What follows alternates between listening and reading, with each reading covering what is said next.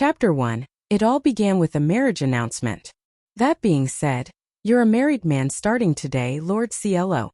Hold on. It was early afternoon and the sun was still high up in the sky. I returned home to receive an announcement of my marriage from my secretary, Greg. Honestly, I'm at a complete loss. I finished my morning duties as usual, and decided to have lunch at a restaurant when I was requested to return home as Gray had something to report to me in private. I was informed that my marriage had been fixed, and that my fiancé would be arriving here in a few days' time. I was aware that I wouldn't be able to choose my own bride nevertheless. This was simply too sudden. I, CLO Hartfield, am a noble governing this region. The age of this body is 19. But going by my memories, I've lived for over 40 years. It's my 4th year of managing this barony. A young and competent lord is not how I would describe myself, for I am but a noble in name. Due to a mistake made in the past, I was demoted in rank, or rather isolated and pushed into managing this region. I spoke of this body's age and my mental age earlier because I have memories of my previous life. Moreover, this world is the game world from a so-called Otome game with swords and magic called When the Ring of Fire is Lit. World is painted red, ABBR. Ring of Fire. And I was reincarnated into this world with memories of it. Maybe it's more accurate to say I was given a chance at a new life in a world closely resembling that of the Otome game from my previous life. But that's harder to explain, so I don't want to bother. Also, I was reincarnated not as the protagonist or one of the love interests, but as a slightly older student who would have no reason to mingle with the main characters. Well, I supposed if I made an effort I could interact with them, but I've actively avoided doing the very same. Because I don't feel like poking my nose into something that isn't even set in stone is one reason, but as I mentioned earlier, earning the wrath of high noble in my student days forced me to graduate early, close to coerced voluntary withdrawal, and be kept on a leash in this boondocks I'm punished to manage. In short, if I leave this place to go to the academy in the capital, I'd be dragged back by the police. If I hadn't originally been born a noble, I'd have probably been executed, so this is quite the fair treatment, honestly. If anything, I feel happier not having to take part in any of the cumbersome soirees in the city but live a peaceful life in the country. Though we do get attacked by monsters once in a while. Isn't this good news, Lord CLO? You've got someone willing to marry you, when every young lady avoids you like the plague. You lucky bugger. At present, when I'm about to set foot into the 20th year of my life and can only vaguely recall my previous life, I have a marriage imposed on me abruptly. Gray claps his hands and offers me insincere felicitations. It's obviously meant to be sarcastic, but it might be his way of offering support upon seeing me distraught. Well, it's true that I'm 19 and that's already rather late for marriage among nobility. Not to mention, no noble family wants anything to do with me. People do call you abnormal Cagliostro. Huh, that's news to me. Anyway, I thought I'd live out my days as a bachelor managing this barony. So having marriage suddenly sprung on me has put me at a loss. Be that as it may, it's already a done deal. Here, the marriage certificate from the church and the letter of acknowledgement from the parents. With all the bothersome formalities out of the way, you're husband and wife now. I looked over the documents handed to me. He was speaking the truth. According to the certificate, I am a married man as of today. Though I have no knowledge of it as one of the parties involved, I seem to have a wife already. The name of her house feels familiar for some reason. If I'm right, it's rather well known. Nah, probably not. There's no way any renowned house would have their daughter marry someone whose mere association could greatly damage their reputation. It's probably the troublesome daughter of a viscount or a baronet who was forced into this marriage. I guess if it's been recognized by the church and her parents, I can raise no objection. What if she hates the countryside and we have an age difference of 20 years between us? Not that it matters. You were a Lilicon. Don't fixate on the wrong thing. Though I do like children, I don't see them in a weird way. Wait a minute, if there's a 20-year difference, then the lady would have to be a newborn or a fetus yet to be born. But Valentine, I could have sworn I've heard the name somewhere before. I said the name repeatedly as I looked over the documents. Even someone uninterested in matters of nobility as I had heard of this name. No, I feel like it had more significance in some other setting. Count Margrave. Though I do feel like I've heard the name in those circles, I think it had a more important role to fulfill in this world in a different sense. It's almost at the tip of my tongue. As for the lady who's to be your partner. Despite seeing me troubled, Gray might have purposely delayed mentioning the name of the lady who is to be my wife. Her name is Violet Valentine, and she's the daughter of a duke. He just mentioned the name of the aristocratic Villainess from the Otome game in my previous world. Violet Valentine.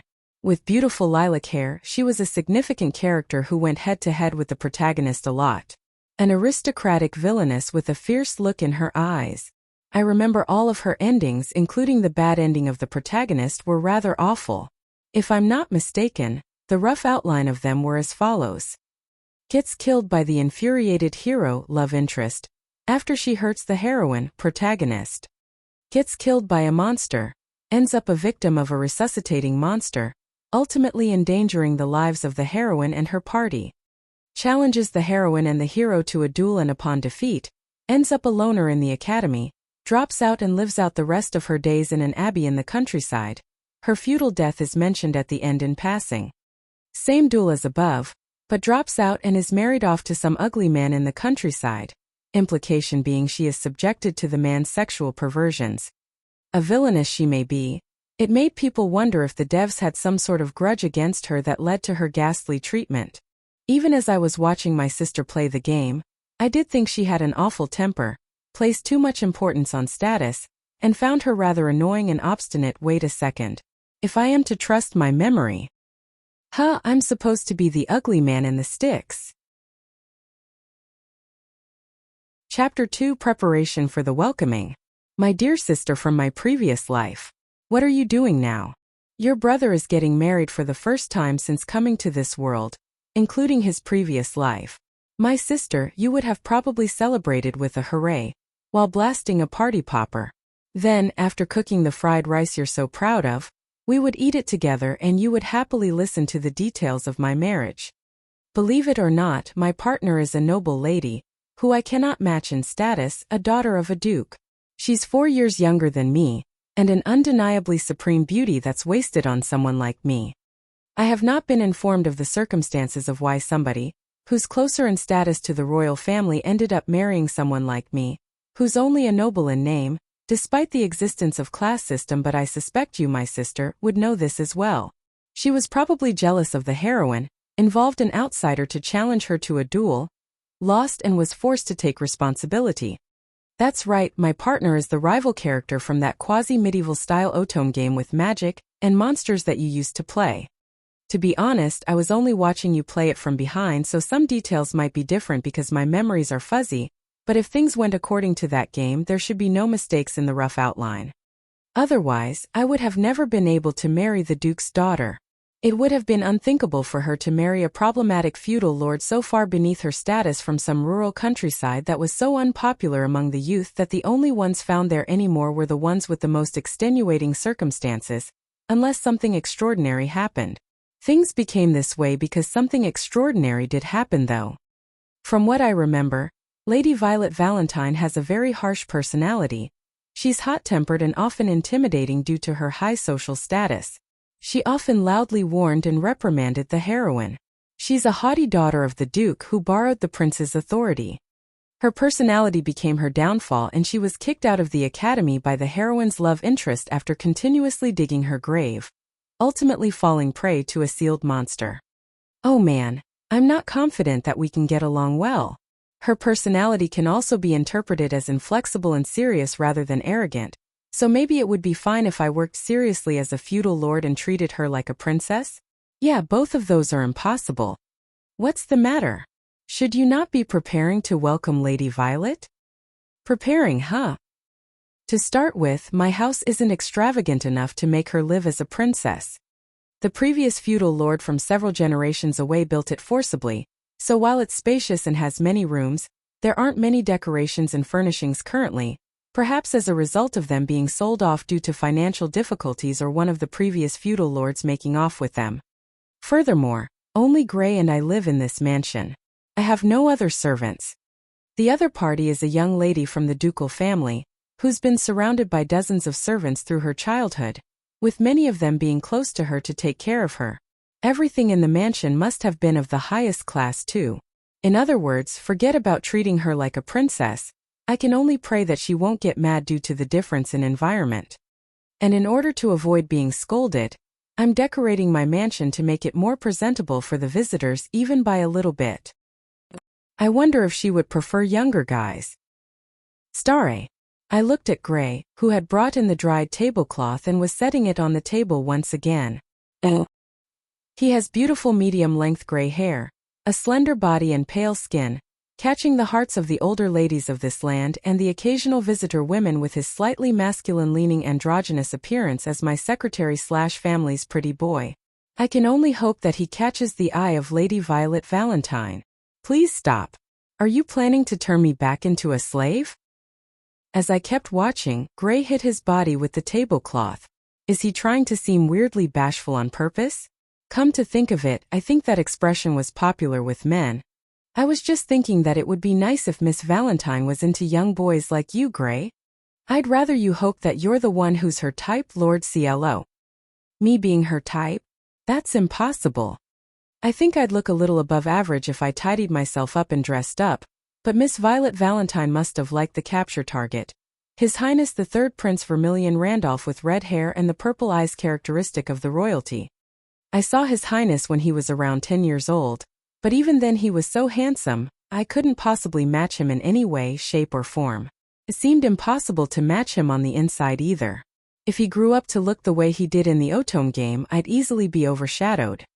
Anyway, when it comes to the preferences in appearance, a slender androgynous boy like Gray has a better chance. It pains me to say this myself though. Hey, if you don't prepare properly, both your work and the reception will end up being half-hearted. Don't worry. I explained the situation to another person and left the field work to them, and I've finished the paperwork, so all that's left is the preparation. No, thinking about it, we have run out of the ingredients for the welcoming. Say that first. I can't believe I'm running into a problem like this even though I've finished various things in advance to welcome Miss Valentine. The fault also lies with me for not realizing, but I want to believe that it happened because I was too busy. Was I too distracted by the tea? That tea isn't expensive either though. That's not a problem because of Gray's high skills in brewing tea. Was it trying to prune the trees in the garden and write welcome? That did that too much time. Now that I think about it, I wonder what we were trying to do, Lord CLO. There's still a day until she's scheduled to arrive, so there won't be a problem if we acquire the ingredients now. That being said, neither of us is particularly good or bad at cooking, so I must gather as many high-quality ingredients as possible, mainly condiments. I doubt we could make something that would please the palate trained at the Duke's house, but since I've decided to do it, I'll offer the best possible hospitality. Pardon my intrusion. I heard a voice. Oh. That voice was dignified enough to attract any listener, and it sounded strangely clear even in this place that was full of chatter and noise. The door was open, so I selfishly took the liberty to speak first. Gray and I looked towards the direction of the voice. At the end of my gaze was a woman with lovely long purple hair and beautiful blue eyes, standing at the door that was left open for ventilation. She was a woman with beautiful gestures, but her gaze wasn't as aggressive as I'd known, and she had a somewhat tired expression on her face. My name is Violet Valentine. Please treat me favorably from today on. Violet Valentine. The woman who had become my wife several days ago stood there. She's already here. Chapter 3. Contrary to expectations. Forgive me for not preparing anything more lavish. Not at all, and I'd like to apologize. Well, it seems neither of us had the right time, which resulted in my arriving earlier than stated. Apologies once again. Violet Valentine, who had arrived 2 days ahead of schedule, appeared more composed than I'd expected, since she arrived before I could set everything up. What do you mean you have nothing prepared? To think everything would be in such a sorry state of affairs just because I arrived a few days ahead of schedule. You wretched excuse for a noble, is what I imagined she would say, but she wasn't as unreasonable and even apologized for arriving earlier. However, she seems to be under the impression that she had only arrived a few hours earlier as opposed to a few days. It looks like there was some serious miscommunication and the day in itself was mixed up. It took quite some time to cross-check the information on both sides, and for each to understand the other's circumstances. I had sent Gray to get things ready for the welcoming party in the meantime. Also, the long trip has made me quite exhausted, so I may not have been able to indulge in a lavish meal. So please don't let it bother you. Besides, the black tea was rather delectable. Maybe she's a better person than I thought. Not only did she not express discontent at the meal I had Gray prepare in a hurry, she even showed consideration toward us. Her brusque manner can probably be attributed to her upbringing in a ducal household. Foo. Lady Violet took another sip of the black tea and blew on it, all the while making sure to not show signs of exhaustion. Elegant would be the word to describe her behavior. The title of a noble suited Violet Valentine rather well. First of all, she was taller than average at around 165 centimeters, making her appear mature for her age. She always maintained a good posture, and her dining etiquette, or even the way she brushed away a stray hair. Every single gesture was refined and bespoke of her excellent education. Her violet tresses were straight and fell down to her waist. Her pale skin was as well groomed as her hair and with no flaws, adding to her feminine tenderness. In the game, though she did lose to His Highness many times after entering the academy, she had excellent physical abilities to dare challenge him to a duel, and she also maintained a place among the top 10 in academics. Isn't she a little too overpowered? Be that as it may, she was nothing more than a plot device to facilitate the heroine's character development. Her pride started to crumble, and she ended up challenging the heroine, who was growing ever so close with the hero, to a duel. Also, was her hair supposed to be straight? Nevertheless, I didn't expect her to come alone. Even if her family has, probably, abandoned her, she's still the daughter of a duke. I thought she'd have many attendants and guards accompanying her. I supposed I shouldn't ask her about that. I came here by myself. And I've already sent back the carriage. It was simply too mortifying to hear. The only belongings she carried were two medium-sized bags, making it pretty easy to guess her circumstances. Let me reintroduce myself. I'm CLO Hartfield. I manage this land called Shiki, and I am a baron. It's been 4 years since I was entrusted with this position, and I'm 19. This marriage may have been hastily decided, but I shall be in your care from now on. Yes, likewise. Violet Valentine replied after a strange pause in response to my formal greeting. I wonder if she's scrutinizing me. Suddenly having become her husband, I figured she would want to observe and appraise me, so I don't really mind. And so Violet Valentine cleared her throat, and proceeded to introduce herself in a dignified manner as she looked me square in the eye. She's a beauty all right. I'm Violet Valentine. As the eldest daughter of Duke Valentine, I've had the pleasure of exchanging vows of marriage with your Lord CLO. I shall be in your care. Just now she almost said Your Highness. It may be the pride of a noble, for though she appeared to have resolved herself to her fate, her heart doesn't seem to have caught up yet. I suppose I should have introduced myself as Violet Hartfield, seeing as how I can't use the ducal family name any longer. Maybe she felt the conflict and loathing behind her own words, for she forced a smile despite the sad look on her face. If she had done all the things that she did in the game, then she certainly wouldn't be able to use her family name anymore. Duels, wanton behavior, the eventual fallout with the royal family resulting from breaking off the engagement. Perhaps a situation in which she should be glad she wasn't put on house arrest or forced to take her life by her father. I won't press you for details at present. When you've sorted things out and feel ready, I would like to hear about it. I greatly appreciate your consideration. She's probably exhausted, jilted by someone she loved, abandoned by her parents, tossed out of her house without so much as a single attendant, forced to accept someone she only just met as her husband. That's a lot for a 15-year-old to process. I'll have Gray draw up the bath. It might be a bit cramped, but I hope you find it relaxing. Thank you. I wonder what that pause was all about. Once again I sensed caution, or rather scrutiny, behind those words. Does she not like baths? Oh, Lord CLO. May I enter? Miss Violet? Sure, come on in. The hour was late. Done with the bath, I was in my room racking my brains as to what should be done going forward, when I heard a knock followed by Lady Violet's voice. Incidentally, though we are a married couple, I didn't think it would be appropriate to share a bedroom, so I had a separate room prepared for her. What did she want with me at this late hour? I was certain she had already fallen asleep, exhausted from the long trip, so the unexpected visit had me a little bewildered. I hope she hasn't come to complain that her bed was too shabby. It may have been more proper to open the door myself, but given that she wanted to enter the room, I thought it better to give her permission to do so. Anything the matter? Lady Violet's appearance had me momentarily puzzled. She was not in her less ornate yet still finest clothing, but her nightwear. Her attire, which was probably simply underwear covered by a single layer of flimsy cloth, emphasized her femininity, which was fully in contrast with her tough image from earlier. Anything the matter, Miss Violet? Oh, I repeated after clearing my throat in an effort to gather my bearings, asking Lady Violet of her reason for the late visit. Oh. She appeared puzzled and also as if she wondered why I would ask such an obvious question. She looked down after a strange pause and spoke. What is it, really?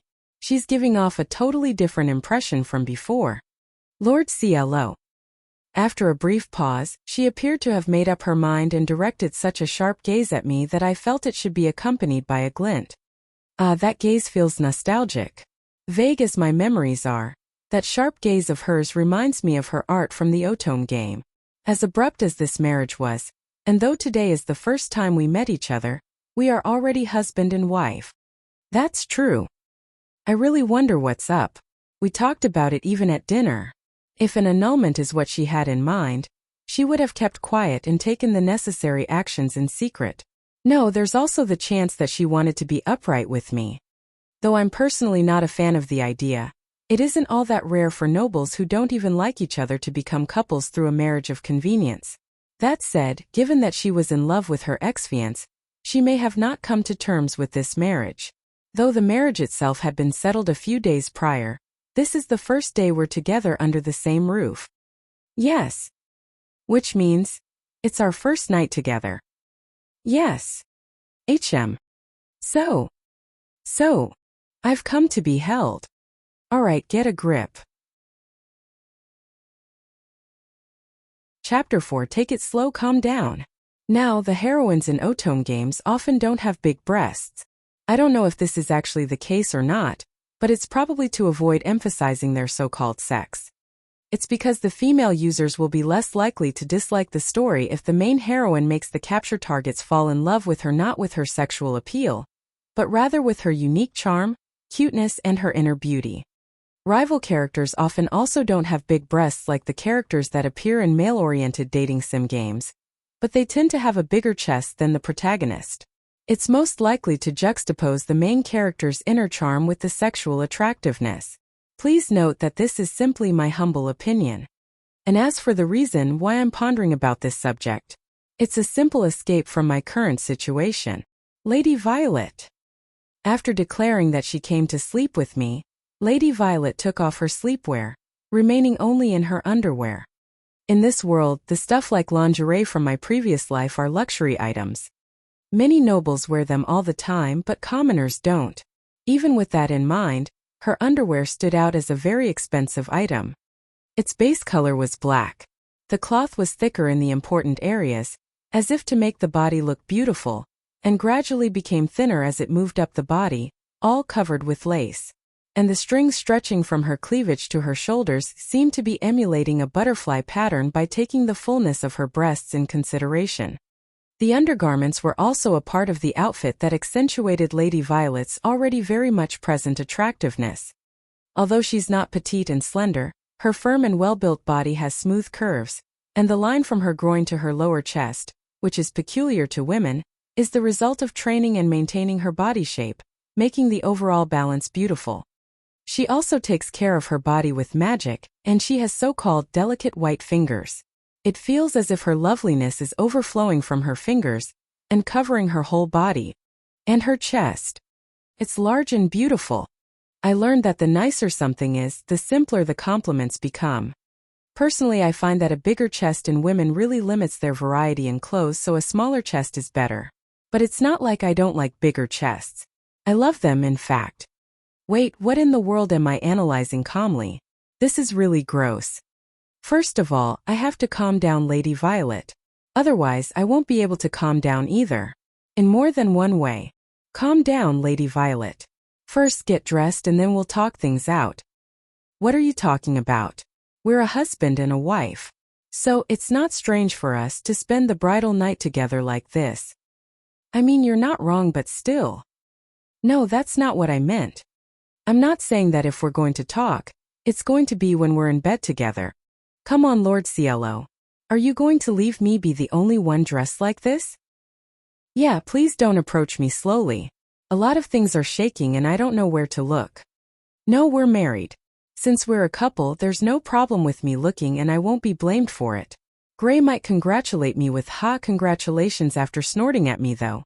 Certainly, there are no problems because we're a married couple. But I'm also embarrassed. You can touch me.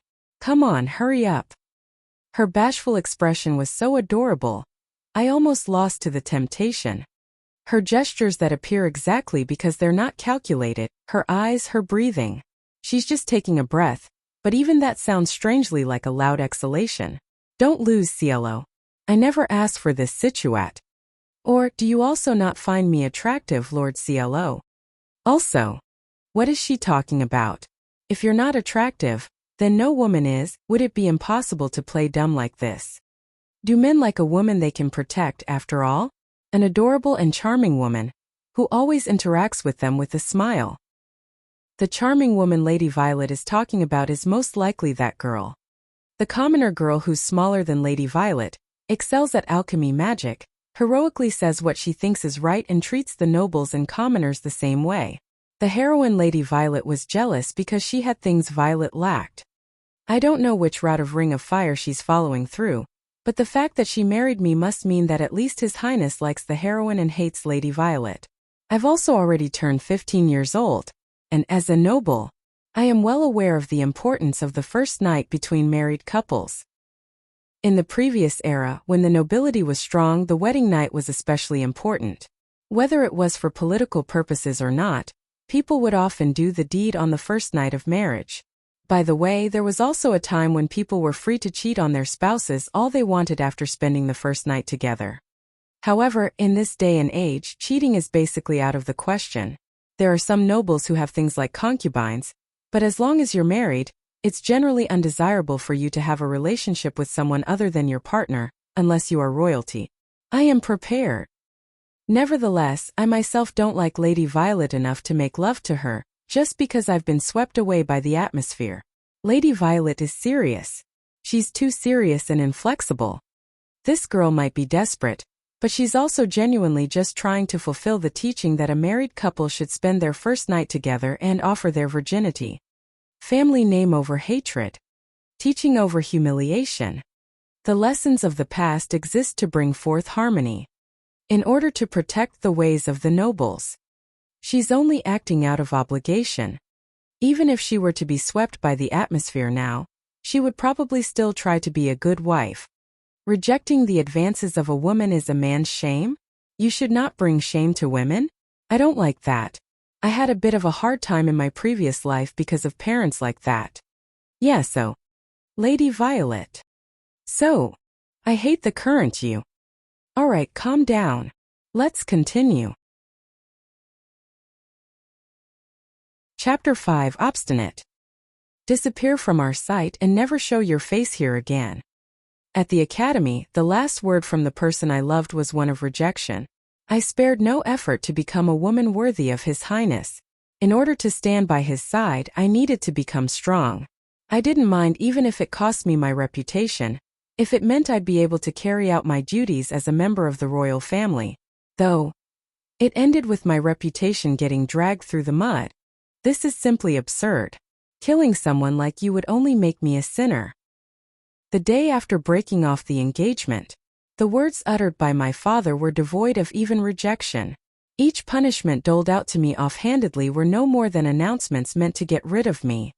Initially it was decided that I'd be sent off to the abbey, But instead they concluded I'd be of more use by being married off to a guy called Hartfield in the country. I wasn't sure how exactly I was supposed to be of help, but I was told that all that was required of me was to become his wife, and they didn't bother to explain any further details. CLO Hartfield, the third son of Baron Hartfield. After dropping out early from Azalea Academy, he's been managing a region in the countryside. Violent, high-handed, blinded by lust, brimming with vanity, haughty and highly envious. The rumors regarding him that I heard from the carriage driver on the way over didn't hold a single positive adjective. I'm aware rumors aren't meant to be trusted in entirety, but it still wouldn't hurt to be careful. However, he is probably who I deserve now. The likes of me. Truly deserving. I wasn't allowed an attendant. To be more precise, I am under surveillance. As I've lost all their trust, there are many reporting my every movement. However, I was told no attendant would be accompanying me. They sent off the people who had served me since infancy on long missions that take months to complete without any intention of letting them know of my location. I suppose it was a punishment of sorts for my aides for never admonishing me, and to make sure I didn't have any allies in this region. CLO's secretary, Gray, was more sensible than I'd expected. If anything, he could even be lauded as a nice person. However, I cannot let my guard down. I'm not being swayed by the rumors, but this is my first time meeting Lord CLO. I need to ascertain his character. The first impression that Lord CLO had on me was that he didn't act like nobility at all. Tall as the average male and with black hair.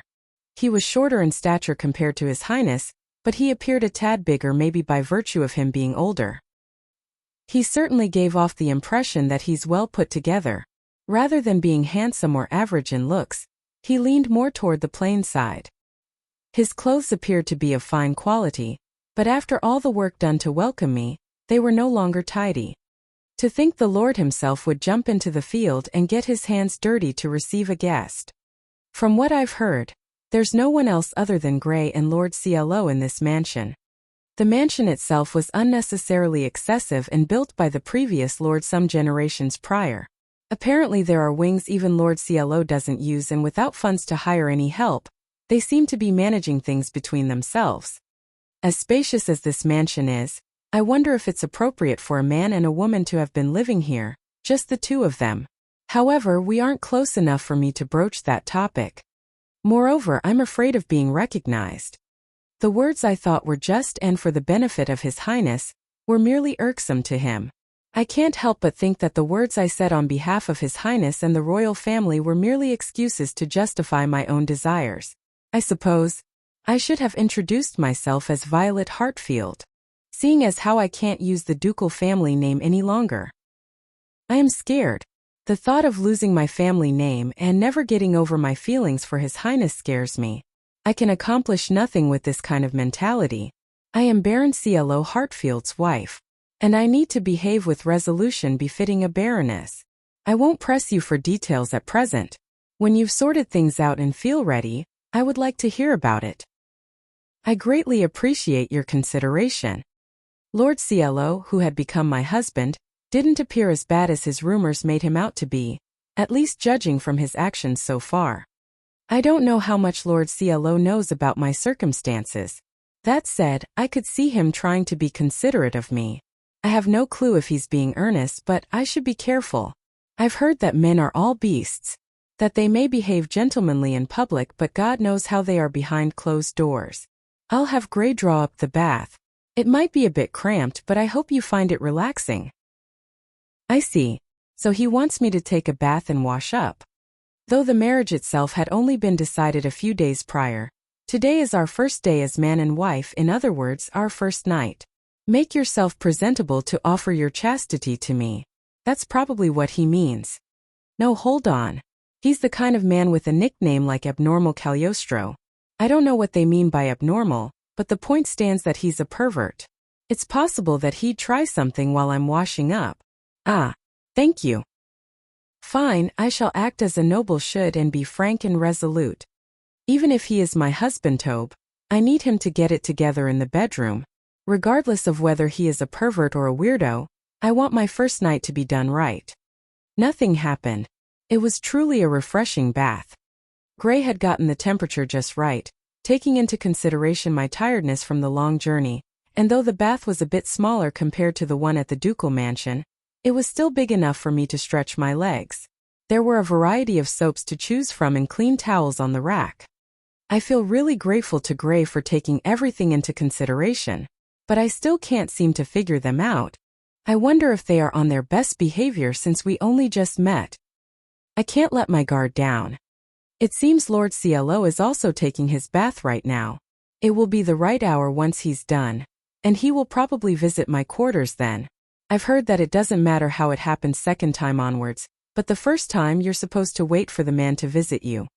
Women are supposed to be sought, that we are supposed to yield whenever sought by our husbands, is what I heard from my maid, Amber. I also received education pertaining to matters of the boudoir. Phew. I breathed in and exhaled slowly. It was to release the heat in my body and also to calm down. I cannot see His Highness who I adore anymore. The thought itself greatly disturbed my heart, but I need to cast away these feelings for the sake of my husband. I put on the nightgown Amber got me to celebrate my coming of age. I have on the kind of underwear that I was taught appropriate for this occasion. To be honest, the nightgown is made of flimsy fabric and shows the outline of my body, even if only faintly, but it's still enough to make me feel embarrassed. But if I let something like this get to me, I won't be able to handle what will happen after. Well then, come on. I'm ready. Come at me anytime. He's not coming. I didn't realize it, but I was sitting on my bed hugging my knees. What is the meaning of this? I don't get it. Maybe he's the type to take long baths. Even so, it's probably pretty late. At this rate, tomorrow will be upon us. Is he waiting for me to come over? I see. I can't ignore that possibility. Personally, I would prefer to be visited, but I remember Creamhild, my classmate, saying, if the situation calls for it, the woman should take the initiative. That it's better to initiate rather than be teased in lovemaking. I thought it immodest back then, but I suppose there's a chance that Lord CLO is teasing me on purpose. Ugh, then as embarrassing as I may find it, I shall seek him out. I should expect no less from the abnormal Cagliostro. His thinking is entirely deviated from the normal. Just you wait, Lord CLO. No matter how poorly I may be treated, even if I have to offer my chastity to Lord CLO, who I only met today, I shall give up my body and soul to be a good wife to Lord CLO. And that is what I should do as a former member of the ducal family, abandoned though I may be. Mock medieval setting. Bathtubs exist, commoners tend to only take towel baths. Hygiene is practiced, relatively modern. Soaps are used for the sake of an obligatory bath scenario card with carefully placed soap bubbles covering the love interest's body. Bath water temperature can be regulated. Temperature can be set using magic.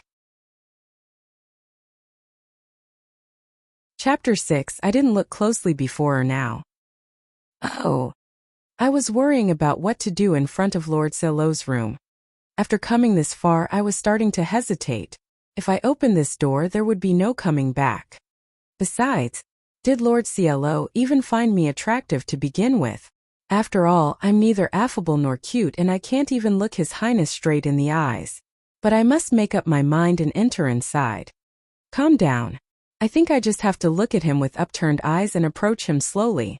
I've also heard that I should show as much skin as possible. If I do that, men should do the rest. Or so I think. I'm a noble. I must fulfill my duty, even if no one sees me. I hate the current you. That's why my head went blank when I was told this. I thought that I was prepared. Whether it was rejection or giving up my virginity, I was sure that I'd be firm. But the word hate wounded my heart way more than I had expected. I learned that some words cut deeper exactly because they're so simple. Do I lack charm as a woman after all? That's right, let's back down. Just like when I lost the duel. If you are not wanted, just leave. Will I be able to forget this by tomorrow? Forget it, act my role, mature, train myself, polish myself. Even so, there were times when I was overtaken, but if I didn't do all this, I would fall even more. I have to make sure that I don't fall further. I must fulfill my duties as a noble. Forget about being abandoned by His Highness and the others, act your role without showing your sadness, mature at your job as the lady of the ducal family, Train so you can stand alongside His Highness and polish yourself so the people around won't say that you only have your status. Do it all over from now on for just that? My apologies, Lord CLO. Please forget about today. Lady Violet. MNN. When I tried to leave and return to my room, Lord CLO suddenly pinched my cheeks with one hand. What? What's his purpose in holding my cheeks with his hand? Won't I end up looking unsightly at this point? It's time you looked me in the eyes already. The eyes? What is he talking about so suddenly? What's wrong with Lord CLO's eye? Wait, were his eyes always blue? It's strange. I feel like I'm seeing Lord CLO's eyes for the first time. You certainly did something stupid. And Lord CLO continued talking while maintaining his posture. You intimated all the women that approached His Highness Vermilion, ignored His Highness' words, strongly struck the girl who His Highness might have liked hard and unable to forgive that girl. You challenged her to a duel at the ball as the end of the semester, only to end up losing to His Highness and his entourage. Why does Lord CLO know that? Was he already told what I had done? Somebody who knows the details of what happened must be somebody from the academy or my father. If that's the case, why go so far? Also, you had lackeys but you had no friends, right? How rude. I had one friend at least. Have you not declared to them to not act overly friendly with you? Why does he know? No, I don't need friends to start with. Nobles have no need for friends. They only need accomplices with aligning interests. If the easily disposable people who offer something and the people who demand something get together and manage their relationship, that's all that matters. That's how nobles are. No matter how it might look, they must do their duty. You're a haughty daughter of the Duke who borrowed His Highness' authority and, discriminated against people due to their social status. And your nickname is an amethyst paper plane, because you run wild on your own and also crash on your own. Hey, that's the first time I'm hearing that. What's with that? I had that kind of a nickname? Or rather, what do amethyst and paper have to do with each other? Shut up. What do you even? Listen. GHPH? I wanted to tell him, don't talk as if you understand me. What do you even know? And move his hand away, but after avoiding me, Lord CLO made a turn and this time held my cheeks with both palms. Was that one turn really necessary? However, suddenly, Lord CLO's eyes became gentler. What is it about those eyes? They contain the feelings I'd rarely gotten before. The somewhat nostalgic feelings. Sacrificing yourself for something or someone is more painful than words can describe. Someone. Something. I have worked hard for His Highness, for the ducal family and for this country. I never doubted that it was for my own sake. Because it's been drilled into me that it was the reason I was born. Then will you deny all that? Will you say that I should have worked hard for myself? That it was okay to have shown my vulnerability? Are you planning to say something so basic? How stupid and truly boring. Don't you dare spout something like that. More than that would be even more so if it resulted in rejection by that someone. Please, don't say anything more. However, please don't deny the effort you have put in after coming to love them. But I see. The current me wanted to be recognized by someone. Is that all it was? What a simple childish thing.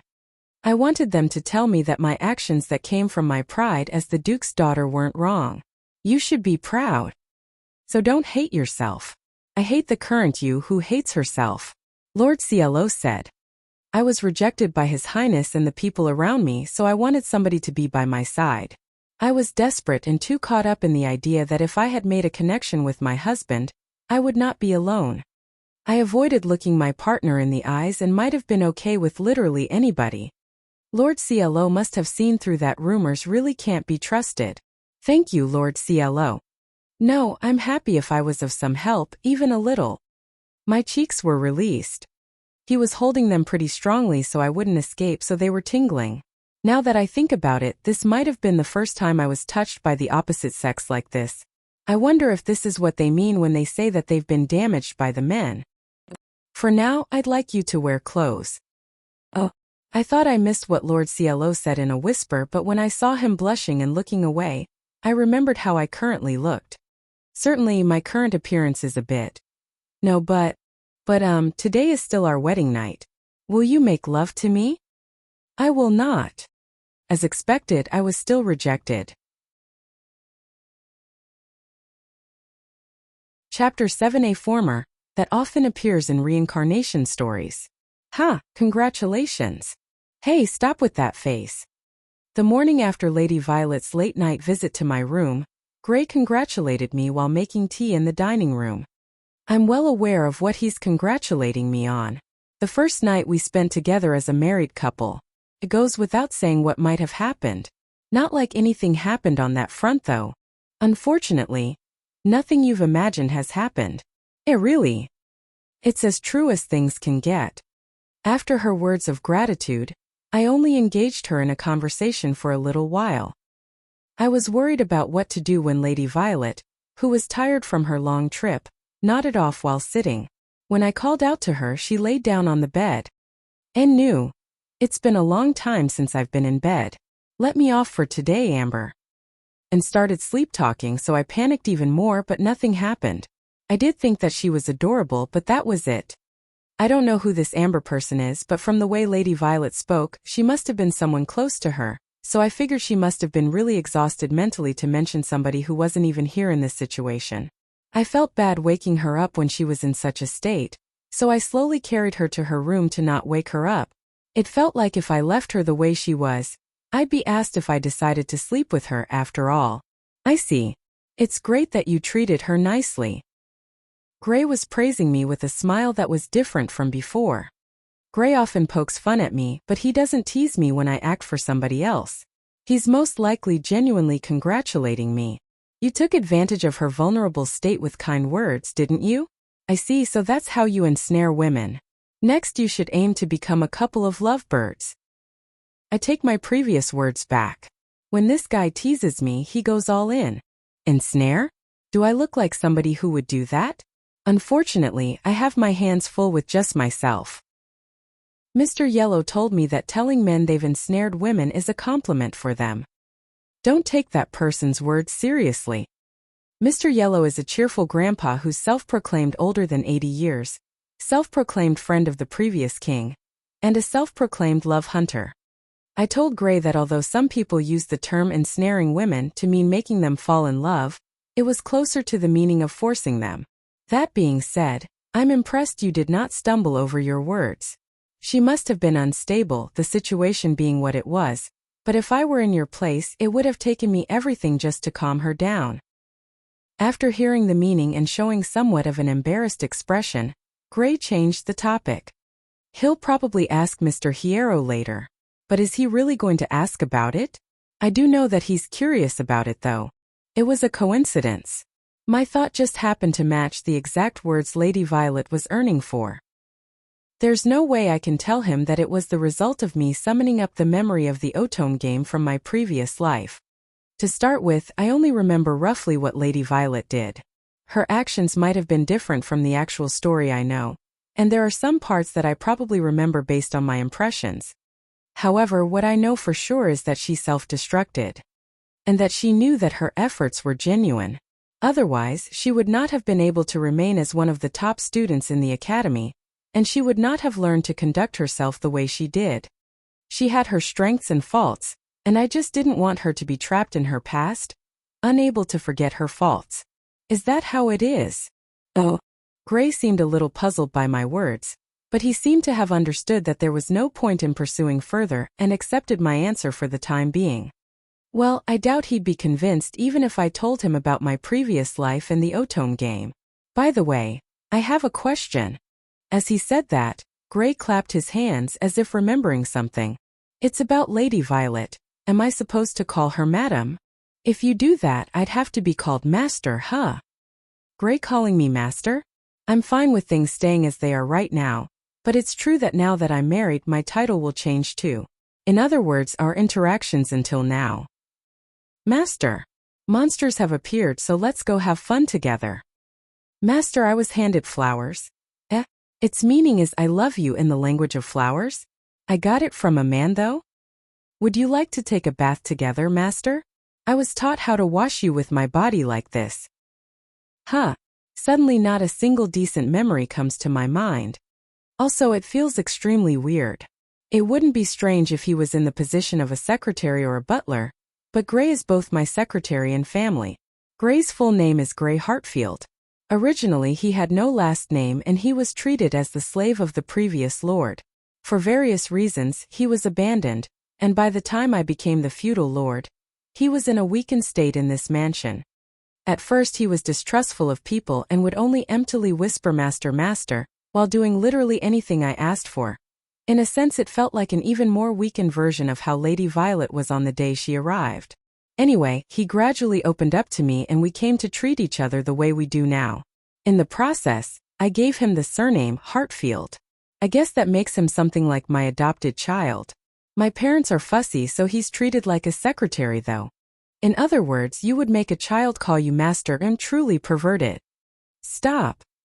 In terms of the years I've lived, it's not surprising that I would have a child of Gray's age, about 11 years old. And in fact, on paper, he is my child. But I am still more or less 19 in this world. Being called a master by a child at this age is, I don't like it.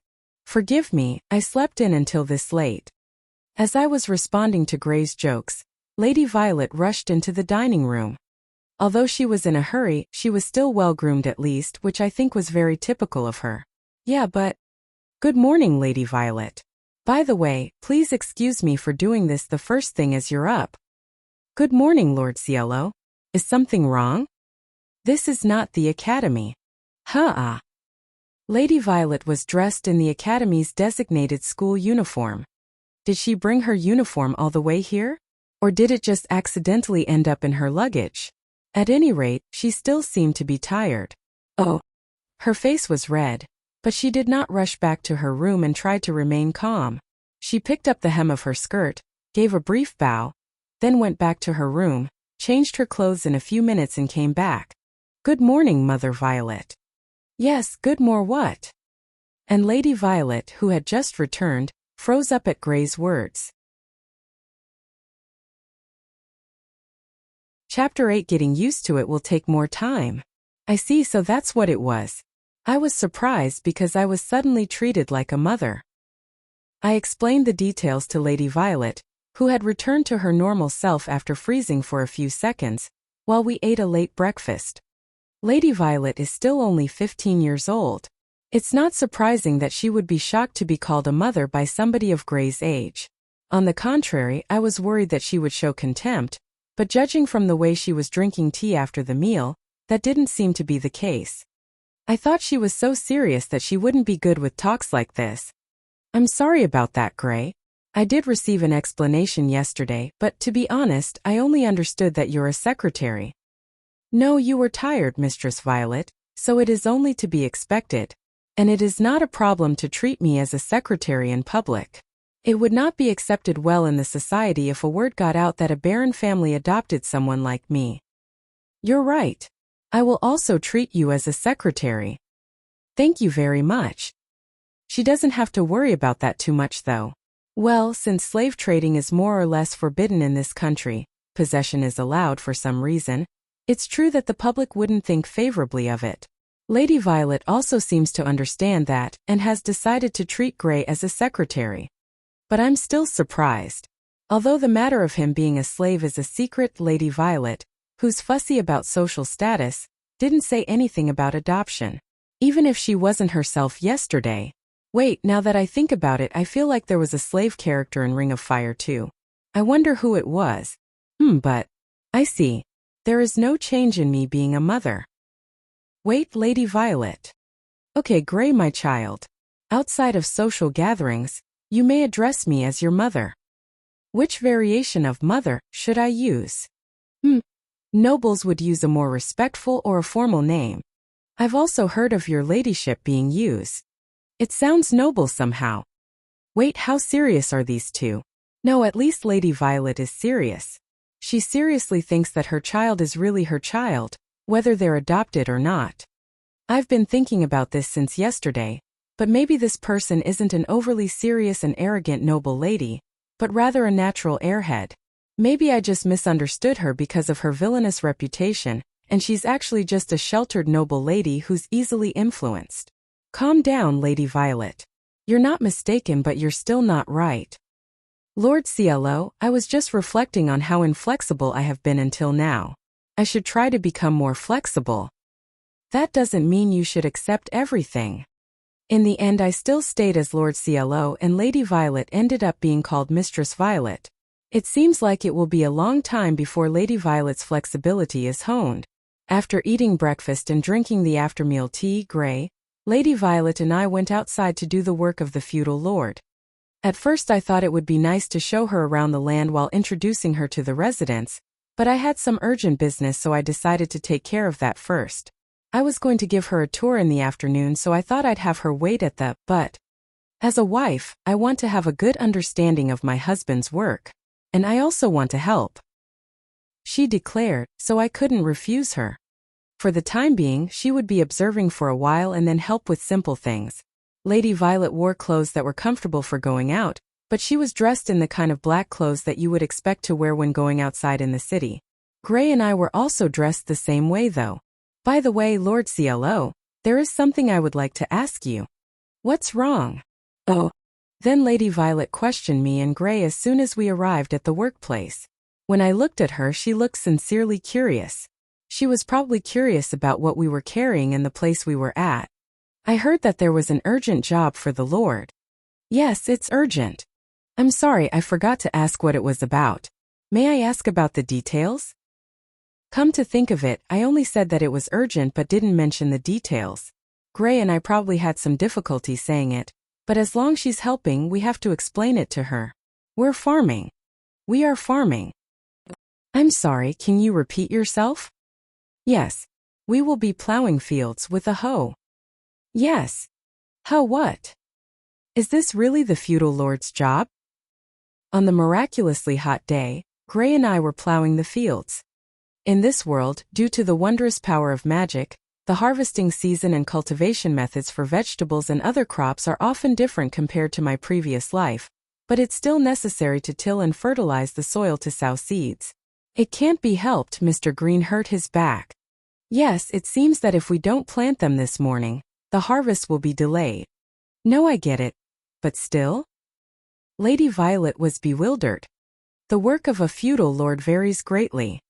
They manage local products and maintain the housing environment. Sometimes they mediate disputes among residents, and when monsters appear, they may request help from outside or exterminate the monsters themselves.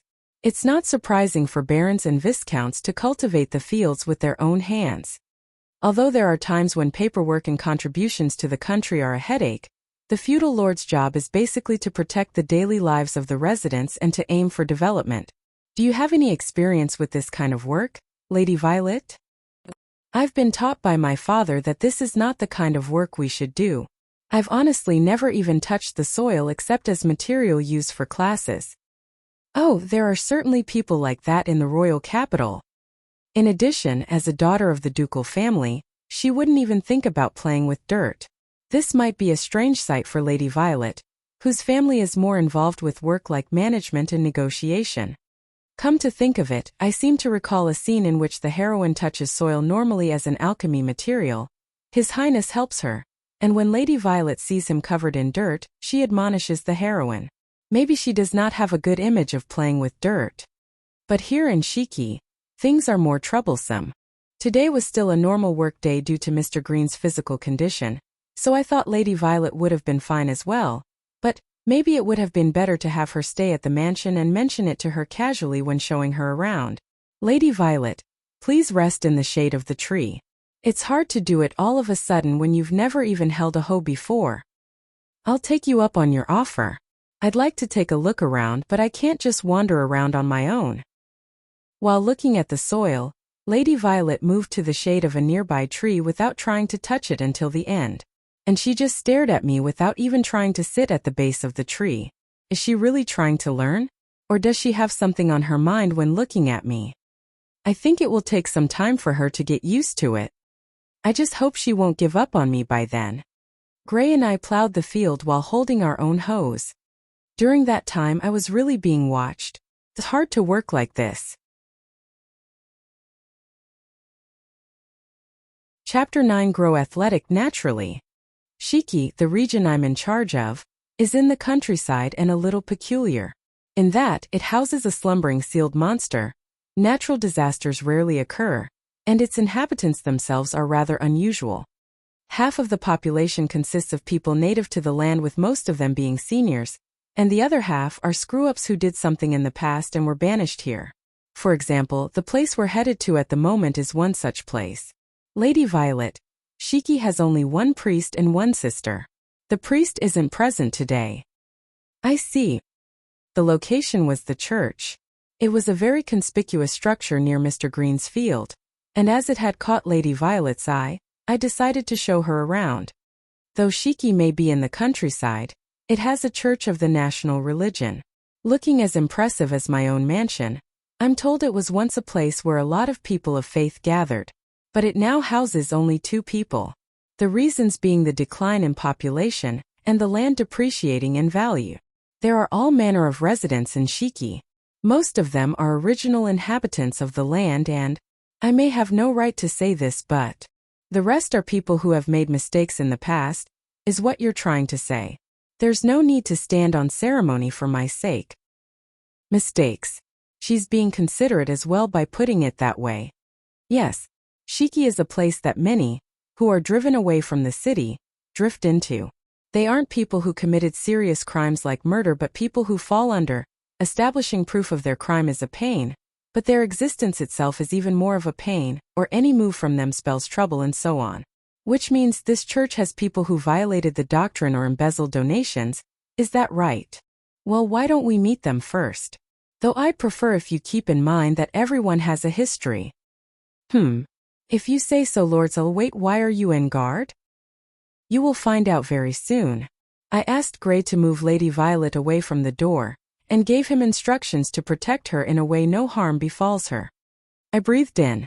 I steeled by resolve and opened the church door. You Blackheart traitor. Lord CLO. I deftly dodged the dropkick from the sister, who leapt at me the moment I opened the door. I heard noises of activity inside, so I took precautions just in case, but as I thought, she really came at me with a kick. Still, the sister spun midair, touched the ground and yelled "Ha!", pushed herself off the ground with just the strength of one arm and pulled off a clear landing. To think you dodge a kick from a servant of God. You'll be subject to divine retribution, CLO. And I wonder if it's fine for a so-called servant of God to dropkick someone out of the blue. Good morning, Sister Cyan. It's always a pleasure to see you in high spirits. Oh, morning, Gray. You're as pretty as ever. Thank you. However, the person in question didn't seem bothered in the least and was busy greeting Gray. Though I am used to it, she never stops marching to the beat of her own drum. What did you mean by calling me a traitor, Cyan? Cyan Sears. With deep blue hair and aqua eyes, she was the only sister in Shiki. Clad in habit, very similar to the black gown worn in the world of my previous life. She didn't have the hood on, her hair fell to her shoulders and there was rather a big slit in the skirt. A bit shorter than Lady Violet, with relatively toned muscles and good athletic abilities, she was a warrior sister. Incidentally, there aren't many of them in existence. Heh. What's with that? This guy has no clue, sorta laugh. All thanks to you. I've had Gray laugh at me similarly at times. Just then, Cyan pointed a finger at me as if to say, let me clue you in, and proceeded to speak. You got married without consulting me and the priest. Of course that makes you a traitor. Like I care. Say that after you managed to seduce the priest at least once. Whoa, so you're the rumored bride. She ran away after being cornered. She's still weak when it comes to the priest. I mean, she should know how I'd respond, but she still starts off so aggressively. I suppose the reason is because she knows I can take it. You're much too beautiful for CLO. If you hold a marriage ceremony, I'll be there to offer you my blessings. Thank you. I'm Cyan Sears. I'm a sister of this church. I look forward to getting to know you. Yes, likewise. I'm Violet. Then Io it is. I'm in your care. Io. Lady Violet is getting caught up in Cyan's pace. She's probably not had anyone of this personality type around her before. She must be doing her best just to keep up. Alright then, I've got to go and hand over some poultice to Mr. Green. See you later. Saying so, Cyan left the place carrying nothing in hand. Don't tell me she was waiting just to land a dropkick on me.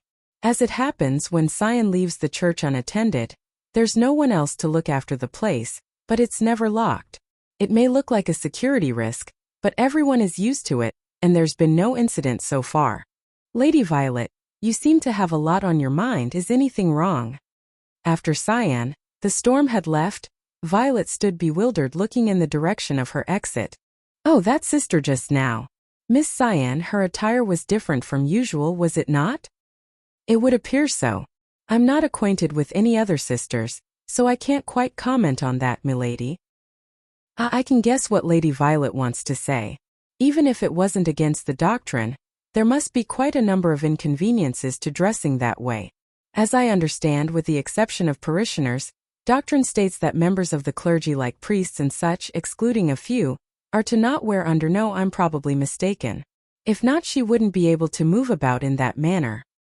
Oh, I see. Lady Violet, I dare say you're right. The inconveniences that come with such clothes. Though I do know the answer to that question, I find it difficult to open my mouth. Come to think of it, Violet could have also ended up that way. My imagination took a weird turn. I ended up recalling what happened last night. Members of the clergy are prohibited from wearing undergarments, so Miss Cyan is also not wearing any. Oh. Lady Violet looked in the direction Cyan left, unable to accept what she had just heard. There are many such people with different kinds of mindset living here. I wonder if she will be all right. Chapter 10, full of unique diversity. Oh. Are you all right, Lady Violet? Yeah, I'm fine. Having arrived at the mansion, Lady Violet felt dizzy, after which she sat down on the nearby chair, put her right palm to her forehead and tiredly closed her eyes. After visiting the church, I showed her around various places in Shiki, and during that time we met a lot of people who congratulated us, along with various kinds of troublemakers. Tea or coffee, which one would you prefer? Tea, please. Here you go then. Please feel free to add sugar yourself. I brought 1 cup of tea and coffee each and handed over the tea. I put sugar and cream in my coffee and took a sip. Yeah, it looks like it'll take a while until I can brew it like Gray. It's serviceable, but when I compare myself to Gray, as expected, I'm bad at brewing it. Lady Violet drank the coffee as I handed it over, without adding anything to it, and after seemingly finding it slightly bitter, she added sugar.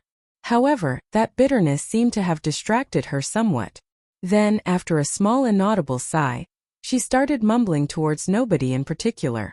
One person wearing a black mage's robe congratulated me while laughing strangely.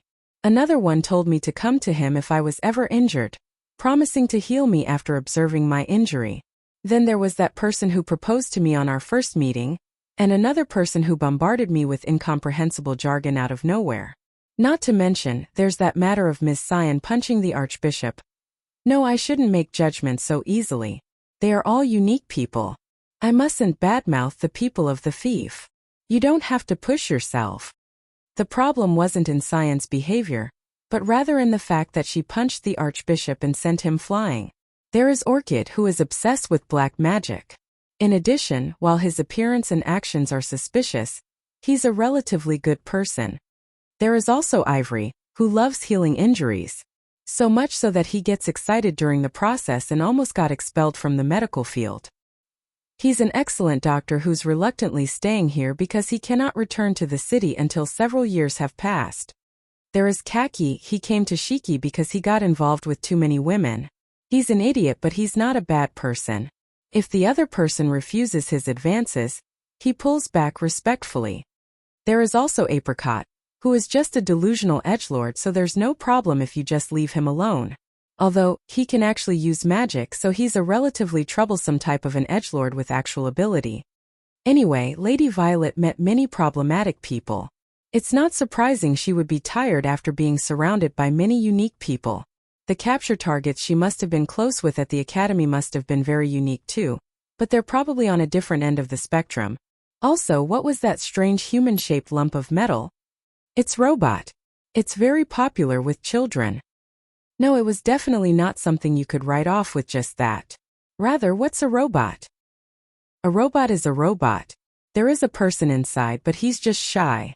He's a robot who's very popular with the elderly in town when carrying heavy loads or cutting down trees. His real name is Blonde, but he's a robot. By the way, in this world machines are lost technology. It seems that the logic of how they work hasn't been deciphered. Come to think of it, it's already so late. Lady Violet, I'm going to cook dinner, so do you have any requests?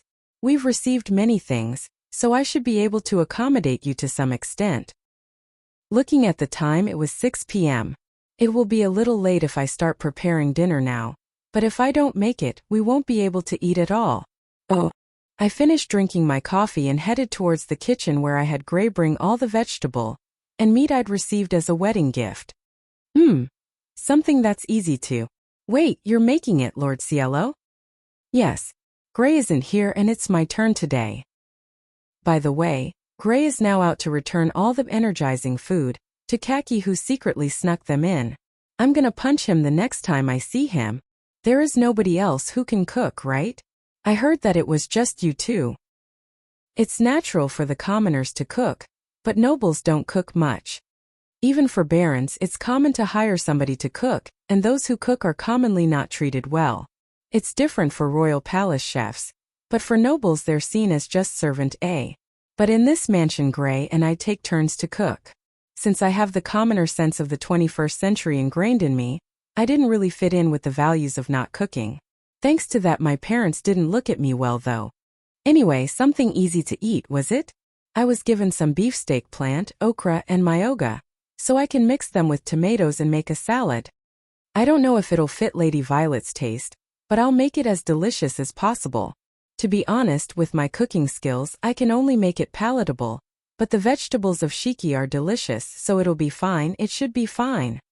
Lord Cielo. Yes. As I was choosing which vegetables to use today, Lady Violet, who had finished drinking tea and put the cup on the table, spoke to me. I was about to stop what I was doing, but I was told it was fine to continue, so although it was rude, we continued while I was preparing food. This so-called Shiki is a strange place. I agree. Are you not going to deny it? Rather than strange, I think it's unusual. That being said, everybody is weird and strange in their own ways. I've heard such a saying before, so it would be meaningless to deny it. But what do you mean by strange? No, I'm not sure how to say it. What I mean by strange is, there were some unique residents, but you don't have to push yourself. You can just say that they're strange people. Most of the citizens of the fief congratulated us on our marriage. It's strange. It's not like I'd done anything. I haven't been congratulated by people like this since my engagement with His Highness was decided. Lady Violet muttered somewhat sadly, but perhaps thinking that she had said something bad, she immediately shook her head and tried to change her mood. No, I beg your pardon. Anyway, I've heard all sorts of rumors, but I don't think it's a bad place. You don't have to push yourself. I don't think that's what the Lord should say, Lord Cielo. I also don't think it's a bad place now, and it can even be called a good place. But I also think that it'll take her some time to get used to it. There are all kinds of people here. It's really... Oh. Is she remembering something else now? I'd like to think this isn't the case, but it would be nice if meeting many people didn't remind her of what happened in the academy, and it's not because she wants to avoid the repetition of that. She's telling herself that this is a good place. As I was worrying about what to say, Gray returned to the mansion. Wait a minute. Gray should have gone to return that, so why is he back with more luggage? No, the size is different, so it should be something else. Lord Cielo, after I returned food to Lord Khaki, I was given something else in return. What should I do with this? Throw it away. I could tell it wouldn't be anything decent even before looking at it. He really needs a beating. Lord Cielo, you mustn't disregard somebody's goodwill. It's a celebratory gift, so it's too cruel to throw it away without looking at it. What's this, a book? The cover has been painted over. What could it be? That's right. I was told to open it only after I got home, so I also don't know what's inside. I was told it was perfect for the newlyweds' night. I stopped cooking and stole the book from the two. All right, time to go and punch him. Chapter 11, Human Observation. 3 weeks have passed since I came to Shiki.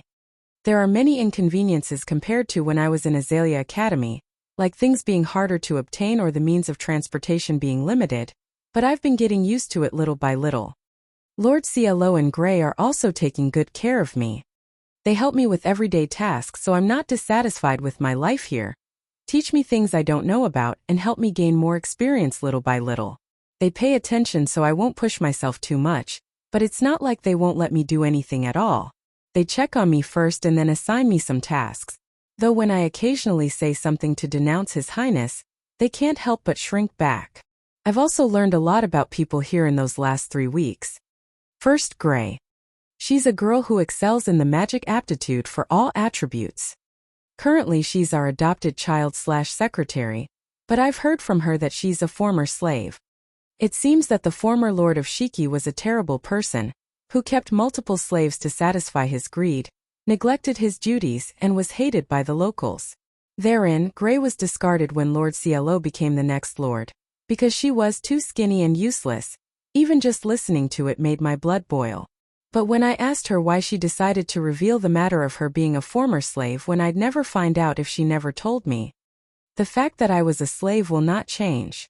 Even if I'm discriminated against because of it, I will accept it and keep spending my life with a smile. That's what she said. To be honest, I'm having trouble deciding how to treat Gray. I understand that Gray doesn't want to keep secrets from me, who's technically her mother.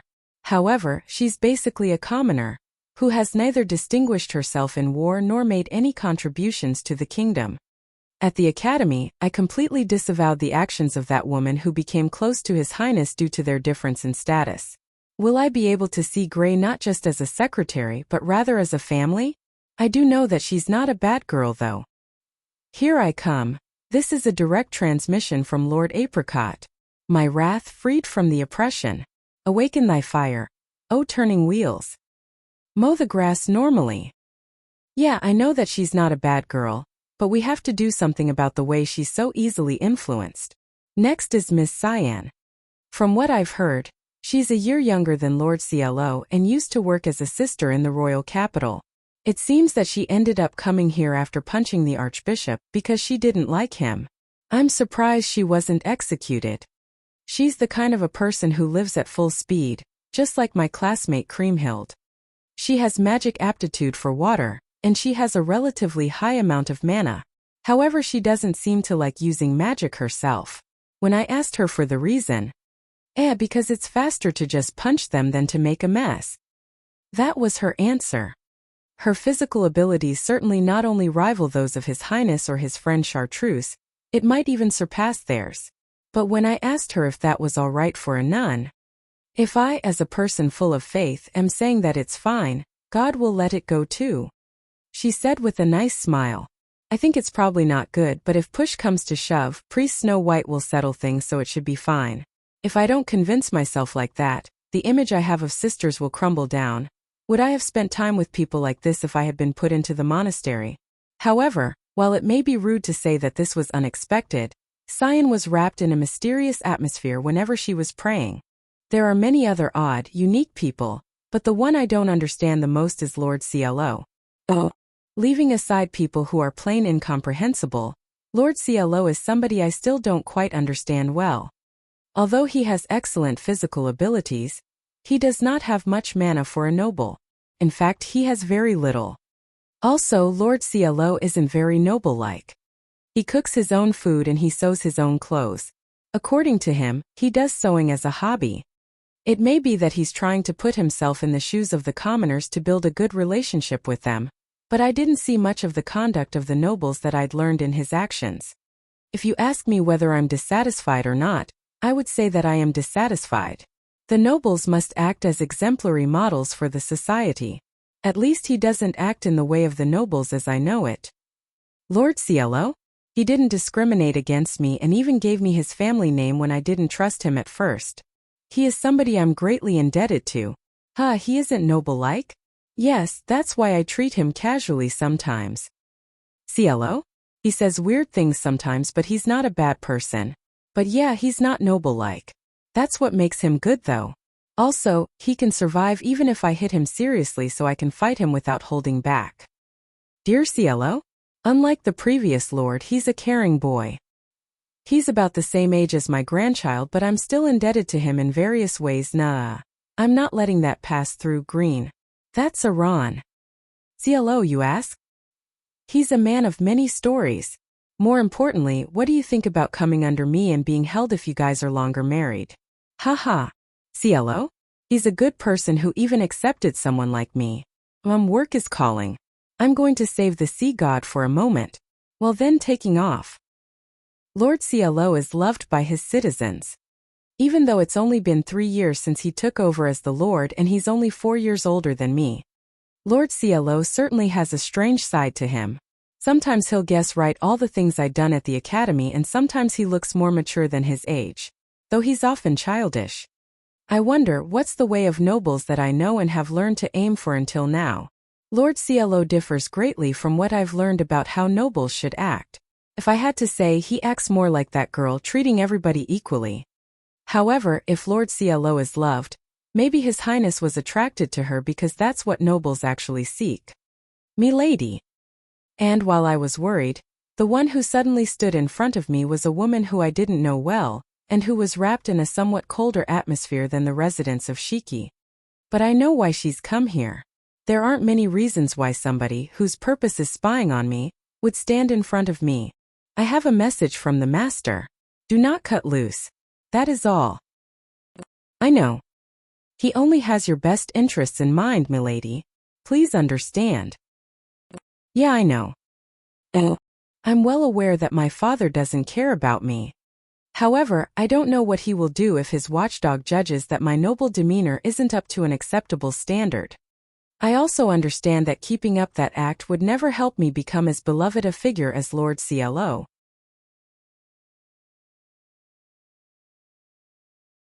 Chapter 12, Doubt and Confusion. Monster attacks. Does that happen a lot here?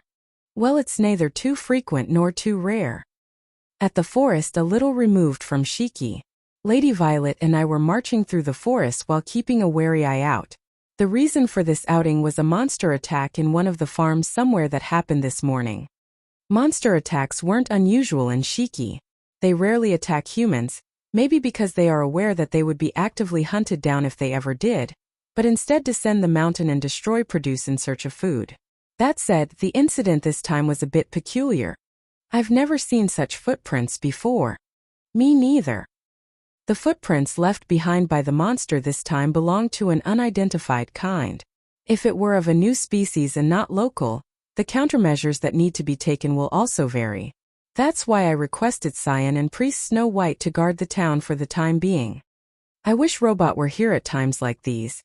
He takes off somewhere now and then. He said something about saving the sea god before running off yesterday. Really? Then he probably won't be back for a few days. Judging from your reaction, this doesn't look like the first time something like this has happened. We'd have more firepower on our side with Robot, but it can't be helped if he's gone off to save the sea god. To be honest, I don't know much about the sea god and whatnot, but he mentioned it was 4-piece, so I suppose it's important. Anyway, that's why people capable of fighting have split up into groups and are sweeping the area. Since it's rather dangerous, I wanted Lady Violet to stay with the rest of the townspeople, but she volunteered, saying she should participate all the more if so. While I was wondering if this was the right choice, I had to remind myself that she had way better command of magic than me.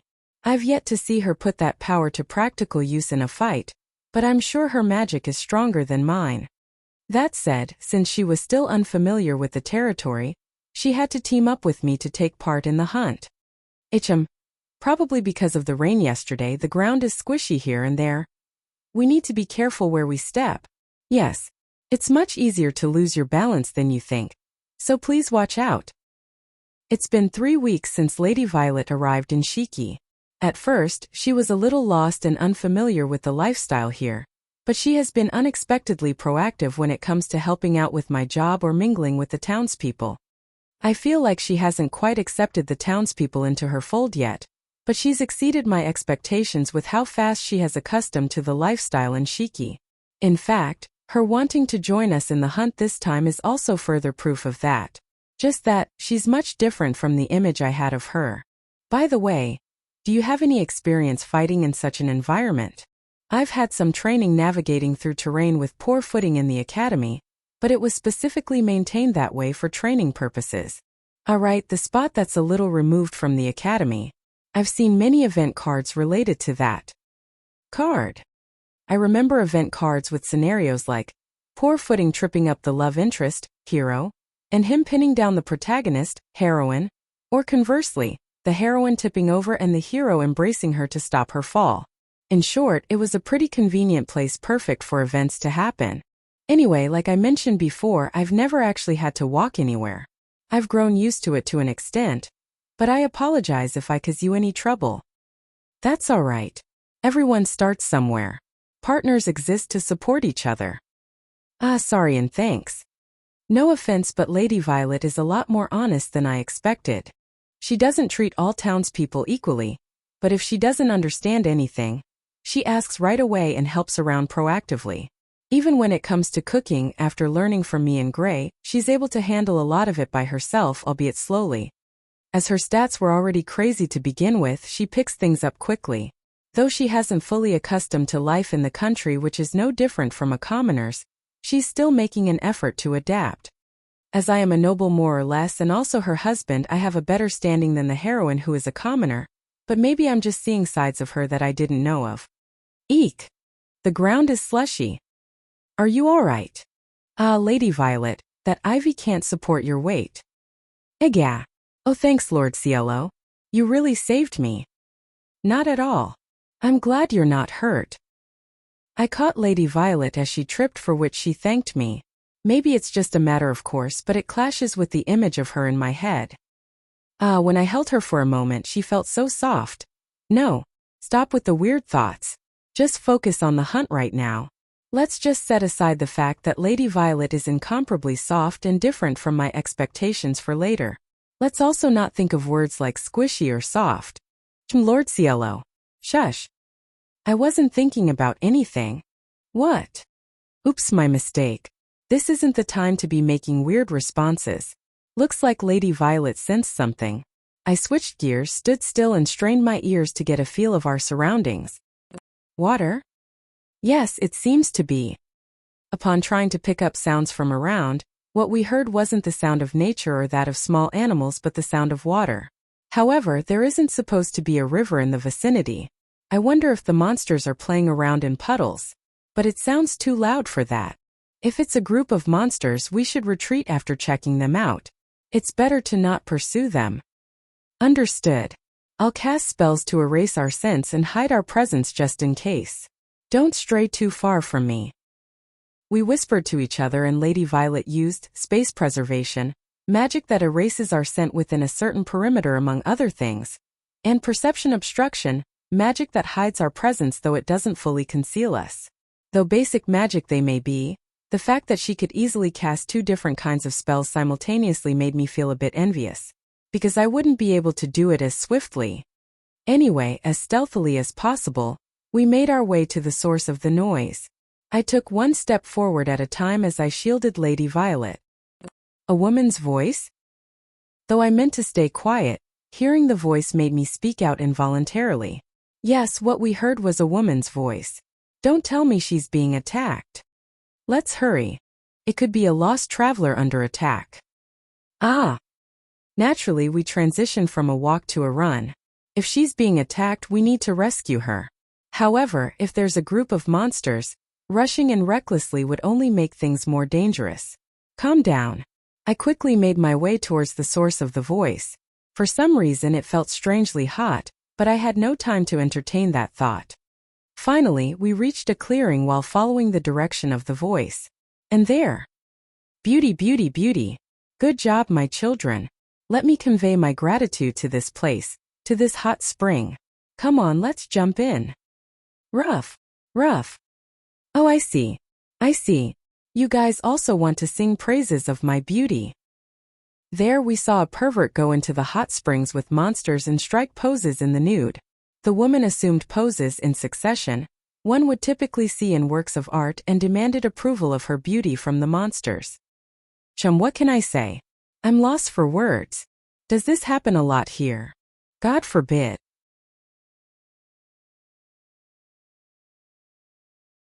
Chapter 13 Abrupt Encounter.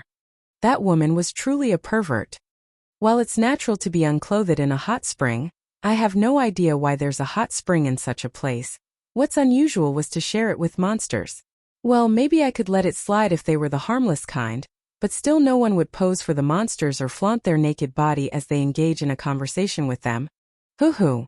My body with golden proportions is always magnificent. Ever since we got to the countryside, I wasn't able to clean and polish this gem of a body, but who would have thought we'd come across a hot spring? I shall take it as proof that the world wants to extol my beauty. Not to mention, she keeps saying strange things to herself very loudly. Not that I care, but I wonder why bother striking poses. I wonder if the monsters that look like dark wolves that aren't local to this region really comprehend the intention behind all of her poses. It's true that she has well-proportioned curves, and I understand her need to sing praises of its magnificence. She also has long, beautiful black hair and lovely red eyes. She certainly is a woman befitting of the word beauty. I feel like I've seen her somewhere before. Lord Cielo, I understand your curiosity regarding the female anatomy as a man. That said, I don't think it appropriate for you to stare so openly. Forgive me, Lady Violet. Please don't look at me so coldly. I would be lying if I said the female body doesn't interest me, and though I'm also looking because I find her familiar for some reason, I suppose I can't change my nature as long as I'm a man. If I may, I'd say your body is much more magnificent. Why, I wasn't fishing for compliments, but I see. I know I'm the one that said it, but it wasn't a very appropriate statement. However, I was stating the truth. But I have to say the pervert's physique is really straightforward to make clothes for. I don't mind you being enchanted by my body, but how about you stop hiding and look openly? Oh shit. It's bad enough that we were spotted by the pervert, but it's even worse that the monsters have also realized our presence. I have no idea what kind of person this pervert is, but judging by how she went into the hot spring with the monsters, it's possible that she's their master. If she is a monster tamer by any chance, this could be dangerous. The ultimate art requires a creator and an audience, as that is when it truly comes into being. To enhance the value of this piece of art, come out. Look all you want out in the open. Rough. See, even my children feel the same way. I don't know, I'm starting to feel stupid for being wary. Anyway, I signaled Lady Violet with my eyes, and after establishing an escape route, the magic was dispelled. We got out of the thicket to stand in front of the pervert. Oh, a couple of young art enthusiasts. That's swell. Both of you can witness the work of art that I am. As a token of gratitude for meeting in a remote place like this, you can appreciate all you want free of charge. Consider yourselves fortunate.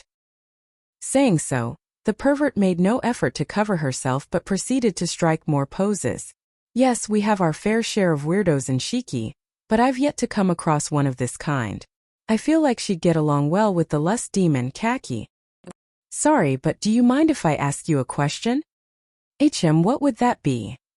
I wonder if Lady Violet felt secondhand embarrassment for the pervert as a fellow woman, for her face was a bit flushed as she made her query. By the way, I averted my gaze so as to not look at the pervert unless absolutely necessary. Don't you feel any shame? A very valid question. There is no part of my body that I'm ashamed of.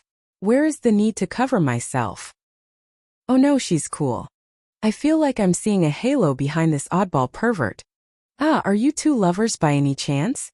Sorry if that's the case. Are you worried that he would compare this work of art to your body? You have nothing to worry about. You can make up for that with love. That said, I'm not sure if any love can rival this artwork. Oh. There. I tried to calm Lady Violet down. What's up with this pervert? I like her confidence, but she keeps hurling insults that are sure to annoy even the ever-earnest Lady Violet. Maybe it's better if I got some details out of her as the Lord and leave quickly. First off, should I ask her the reason for soaking in the hot spring with the monsters? No, I guess I should reveal my identity first. A pleasure to meet you. I'm Cielo Hartfield. I'm the lord of this domain called Shiki. Forgive me, but could I ask for your name? Once more, I put on a business smile and faced the pervert. I can't avoid her body coming into my line of sight. She doesn't seem to want to cover up either. The position of domain lord is pretty handy in situations like these. It's very likely that the other person could doubt my identity, but it conveys that I hold a certain degree of authority, making it difficult for them to act carelessly while making it easier for me to ask questions, regardless of the veracity of their responses. Oh, so you're the Lord. I'm sorry I didn't introduce myself sooner. As you can see, I'm a traveler. No, I can't see that. Schwartz is the name. Schwartz? Wasn't that the name of a character that came up in that Otome game, Ring of Fire? If I'm not mistaken, depending on the route taken, the heroine and her could end up enemies. Ah, but you're just the man I wanted to see. It must be fate that brought us together. If you're really the Lord, then that saves me a lot of time. Right, depending on the choices made, it can lead straight to a bad ending. Could I trouble you to help me find some lodging? She's the character that kills the hero.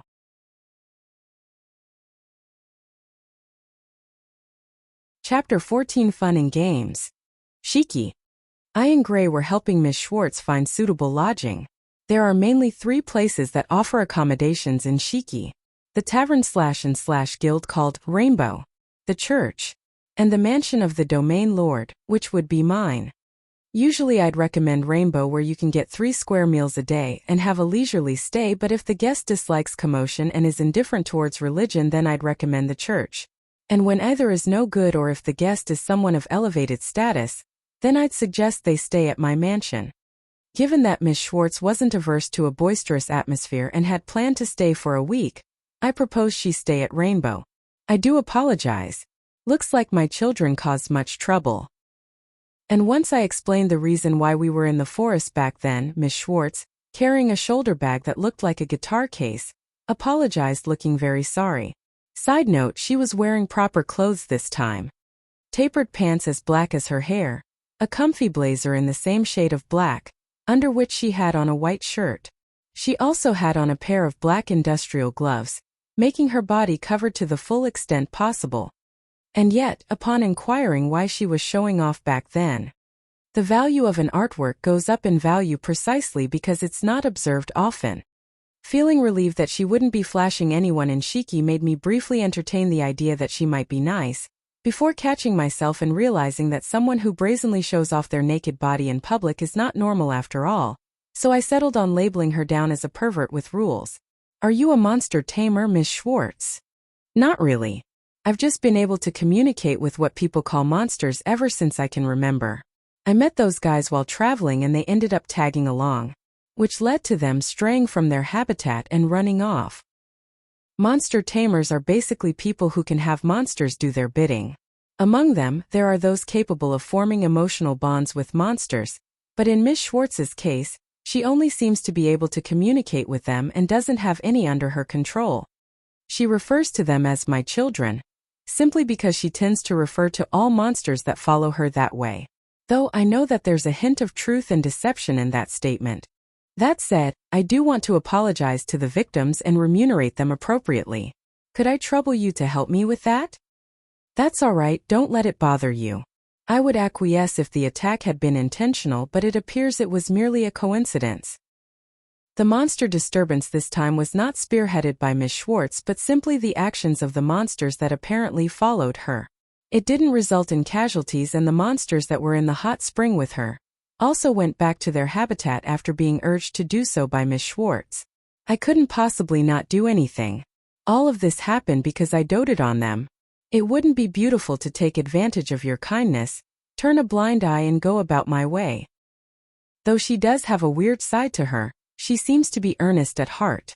Had Lady Violet witnessed this side of her, she may not have tried to avoid her by saying, "You'll have to excuse me. I have to meet the victims and explain the situation. Then I'll have Gray show you around Shiki tomorrow." It's rather late now, and though Lady Violet has cleared things up earlier, I still need to provide a short explanation of the events to the townspeople myself. That all right, let's do that. Sorry, and I'll be counting on you. Truth be told, Miss Schwartz can't be trusted. The reason being, she's something akin to an assassin in the Otome game, Ring of Fire, and depending on how things pan out, she ends up killing the hero. Oh. She's briefly introduced at the start of the game, and depending on the route, she's the mysterious character who re-enters the game sometime in the middle. Sorry, but I'm just doing my job. Resent me if you want. That should lighten the load on you? She'd say stuff like that while cornering the protagonist and her troop. Depending on the route, she could also become an ally.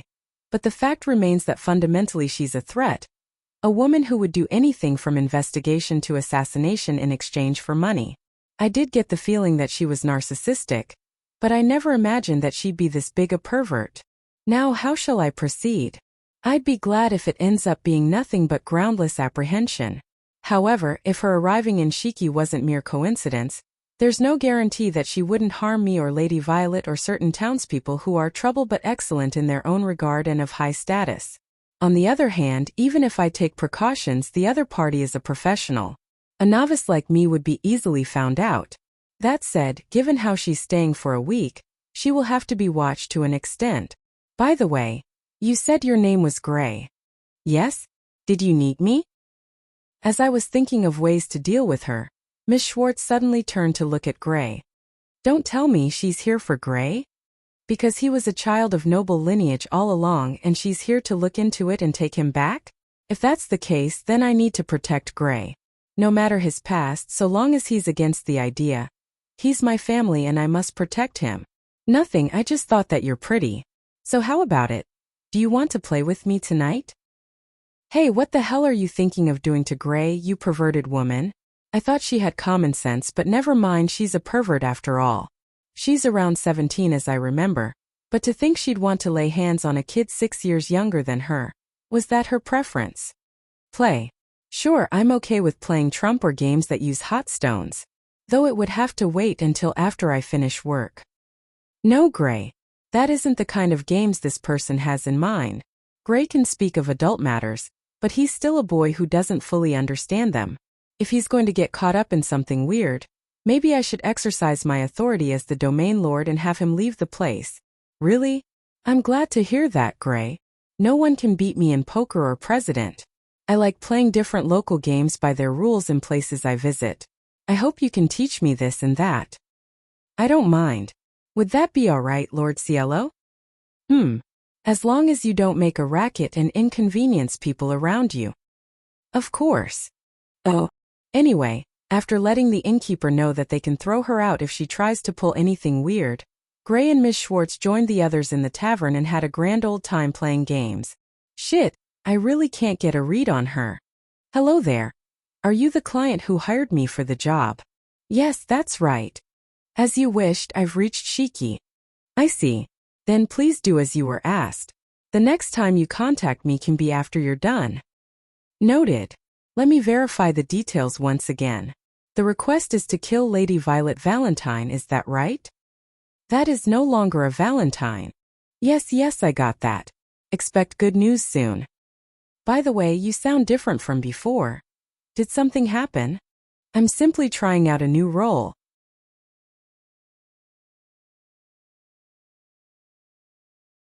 Chapter 15 Out of Character? Oh. Are you okay, Gray? You aren't under any strange influence from that Schwartz woman, are you? I'm fine, milady. I only showed her around Shiki. The next evening after Miss Schwartz came to Shiki. Yesterday Gray unusually stayed out to play until late, until midnight. And when he came back, he went to sleep in his room as if his batteries had run out. After waking up and having breakfast, showing Miss Schwartz around Shiki and apologizing, he apparently went to play with the children of Shiki. Miss Schwartz seems to like children, and in just one day she took such good care of the children that they all got attached to her. Gray was also smiling, so it seems she's really good at that sort of thing. More importantly, what have you been doing today and yesterday, Lord Cielo? It's insane that you would trust Schwartz with Gray for the night. Lord Cielo, why is Milady so wary of Lady Schwartz? I think Gray would also be wary of her if he had the same shocking encounter with her like we did. To him, she's probably a gentle older sister who's fun to play with though. I told the innkeeper to be vigilant, and Gray's excellent at protection magic, so there wasn't much to worry about. No, the other person being what she is, it wasn't like I had absolutely no worries. Plus I also had another business to take care of. Miss Schwartz is a pretty serious person. From what I've heard, she gave out compensations as an apology for scaring people more rather than causing actual harm. It was to the point that the victim was troubled because Miss Schwartz was trying to pay a lot. She seemed to have calmed down after being told that she could help with a different matter from tomorrow instead. I wonder what kind of talking techniques Miss Schwartz used to make a total stranger go that far. You too, Lord Cielo? Is it because of yesterday's encounter after all? You? Of course not. If I let her continue, I felt like Lady Violet would say something like, "You didn't show any interest when it was me."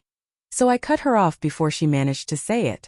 If she said that, even Gray would think that I was acting leniently because I'd been fascinated by Miss Schwartz's body.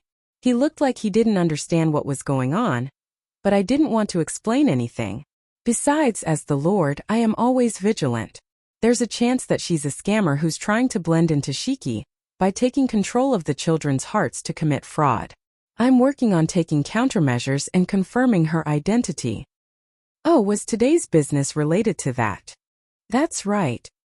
Actually, there was another business I had to take care of, but I don't need to mention that. Besides, it's true that I'm vigilant. There are people observing Lady Violet under the guise of travelers and merchants, and the atmosphere in Shiki has been different recently. Amidst all that, a person who's troublesome even in Ring of Fire decided to stay in Shiki for a week. I have to be more careful than usual this week. If she's heading for the royal capital, His Highness might be in danger too. I murmured a small concern I had while wondering how to cook the vegetables in my hand. That's right.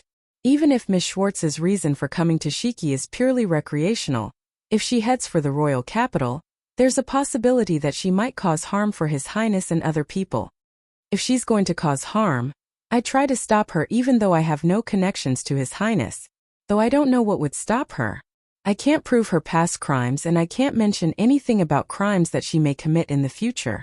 The only thing I can do as somebody who'll be stopped by the military police if I go to the royal capital is to protect Shiki's peace so she won't be able to threaten it. Oh. What's wrong, Gray? No, it's nothing. Oh. Gray was looking at me curiously. Did he hear me talking to myself just now? If he did, he probably wouldn't understand what I meant and he wouldn't connect it with Miss Schwartz either. At least Miss Schwartz is just a good person right now.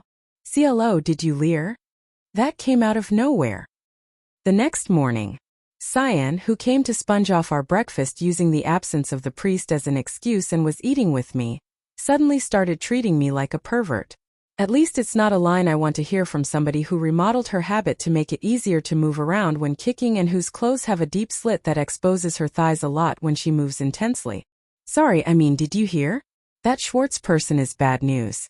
I can't explain how exactly, but in any case, she's dangerous. You definitely did that on purpose. Also, your vocabulary is no less bad news. As she ate the tomato that had been pierced with a fork, Cyan chewed and folded her arms mysteriously. Looking at Cyan, Lady Violet was drinking her after-meal tea. She seems to have already gotten used to Cyan's unsisterly behavior.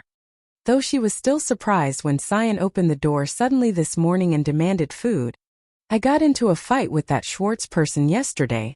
What the hell are you doing to a guest, dumbass? Lady Violet almost choked on her tea after hearing what Cyan had just said.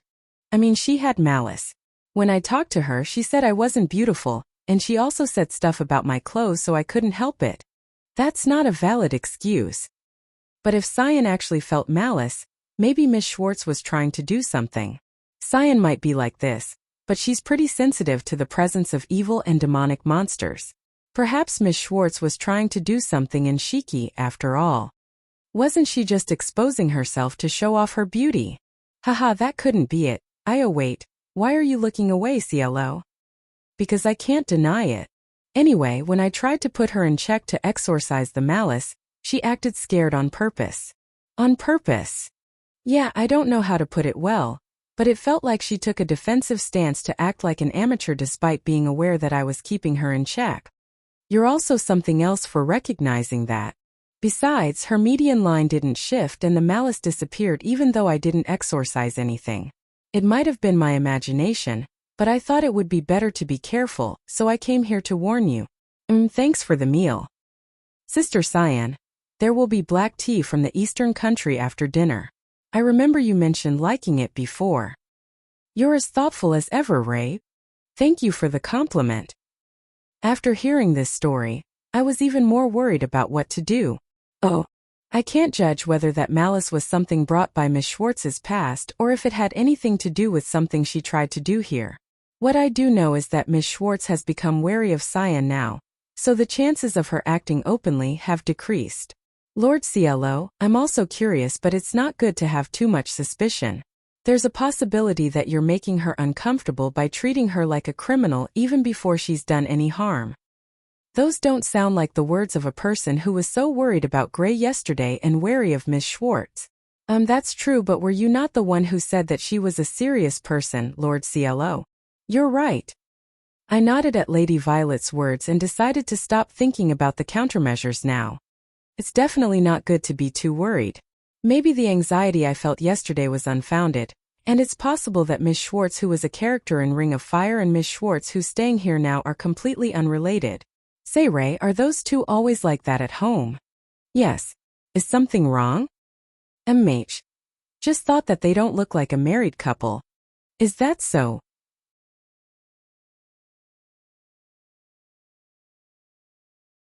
Chapter 16. No to horror even if situation calls for it. A few days had passed since Miss Schwartz arrived. Even if I had my eye out for her, I couldn't possibly neglect my work as the domain lord. So I was doing all the paperwork with Lady Violet. I've left the job of monitoring Miss Schwartz to Gray and Cyan. That said, all Gray does is play games with her. A town in a countryside like this has comparatively less paperwork, but occasionally the antics of those wayward nobles make paperwork flood in. I wish they would try to strengthen their foundation rather than harass others, but I can't completely ignore it either. While dealing with it in a haphazard manner, it sometimes leads to weird contracts. Oh, what's this? Was it part of the arrangement? Ah, Lady Violet. Sorry to disturb you. I wanted to ask you about this sentence here. Lady Violet was leagues superior to me in matters of this sort. It could probably be attributed to years of education she received as the prospective queen, for she was well informed on matters of law, noble affairs, and she was also quick at pointing out errors in written documents or contracts. Lady Violet assists me with work that would originally fall on me to finish, as if it were only natural she does so, and I've allowed myself to be spoiled by her willingness. Let me see. Ah, it's a new law that came to pass in the capital recently, concerning the issue of permissible extent of territory Marquis and Margrave families can possess. I see, it makes sense that I don't know about it. After receiving a thorough explanation, I made my way back to my table in the study, which was some distance away from the small desk Lady Violet was working from. Oh. In the silence of the room, the only sounds that echoed were pens scratching on paper and seals being stamped. Maybe it's a given in the midst of work, but apart from verifying a few things here and there, we barely talk to each other. Done with this pile. Lady Violet finished looking over one heap of documents and moved on to another pertaining to a different field. She did show some exhaustion. Regardless, one could see the elegance in her bearing and expressions even if they weren't too extravagant. Lady Violet always carried herself elegantly. Her movements were that of someone conscious of being in the public eye. Her back was seldom hunched, and even the way she brushed away her bangs was careful and concise. I suppose it was her way of expressing her femininity, so to speak. Her mannerisms wouldn't change even in my absence, as it was her way of asserting her sense of self even in private. She has the pride of a noble, something that's missing in me, which I very much like. I was under the impression she had eased up a bit. However, she seems to be throwing herself more into work lately. It looked like she immersed herself in work, as if she was trying to break free, as though she was afraid of the eyes on her. I'd be glad if it was just me overanalyzing things and she's simply earnest in her endeavor to help me with my work. But if that isn't the case, maybe I should decide on how to celebrate the 1-month anniversary of her arriving in Shiki that I had been planning. If she'd rather it be a private affair, then maybe I could give her the gift from Gray and me, that was delivered secretly today, and decorate the trees in the garden. Sorry to disturb you, but there are many matters I can't come to a decision on my own, Lord Cielo. Ah yes. Sure. Where do we start? I was completely lost in thought when I suddenly found Lady Violet next to me. This won't do. She can be absent-minded at times, but she's fundamentally very sharp. If I'm so distracted, forget surprising her, I could end up making her angry instead. I stopped writing, turned around to face Lady Violet and waited for her to speak. She had on a very earnest expression. But is the matter at hand that complicated? It's about this robot dispatch fee. An invoice to the next town over. It needs nothing but a signature. It's not the first invoice of its kind and somehow a sign is enough for an approval. Really? Yes, I don't know why, but that's enough. Occasionally, the repair expenses cancel out the dispatch fee, which is a huge help. What about this Devil Descent Day of the Dark Magic Congregation? That's a letter of summons to a real dark mage Orchid, just in case it was sent to all the towns in this area. I know it says devil, but it's just an association that worships a black cat. They apparently get together to sing praises of a black cat owned by one of the members of the congregation. What's this listing adorned by a cross on both sides? That is a written request from the delusional edgelord, Apricot, titled, Hell's Lament is My Armor. Long story short, it's a request asking for a magic testing lab that's both sturdy and large, to be built using town funds. Naturally, it's to be dismissed. About this request to create resuscitation pills. It's nothing new. Feel free to ignore it. Bring into town more females ranging from the apparent ages of 10s through 70s, it says. It's nothing new. I'll go beat him up later. The job of a domain lord is complicated and strange. Not really, I think that's only because it's Shikim. A knock in someone's voice. As Lady Violet was occupied with matters of a world entirely new to her, there was an abrupt knock on the door.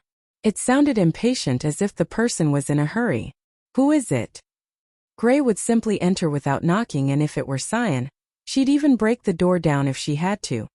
We took a break from paperwork and left the study. As we neared the front door, the voice got louder, making it apparent that something was wrong, so I rushed to open the door.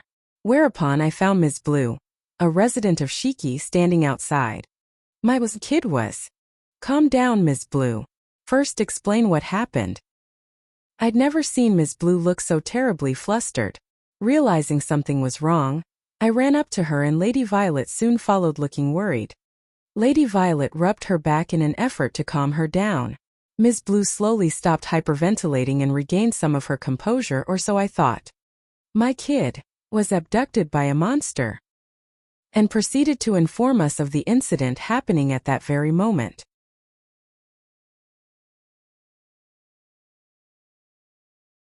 Chapter 17. Most likely inherited from his mother.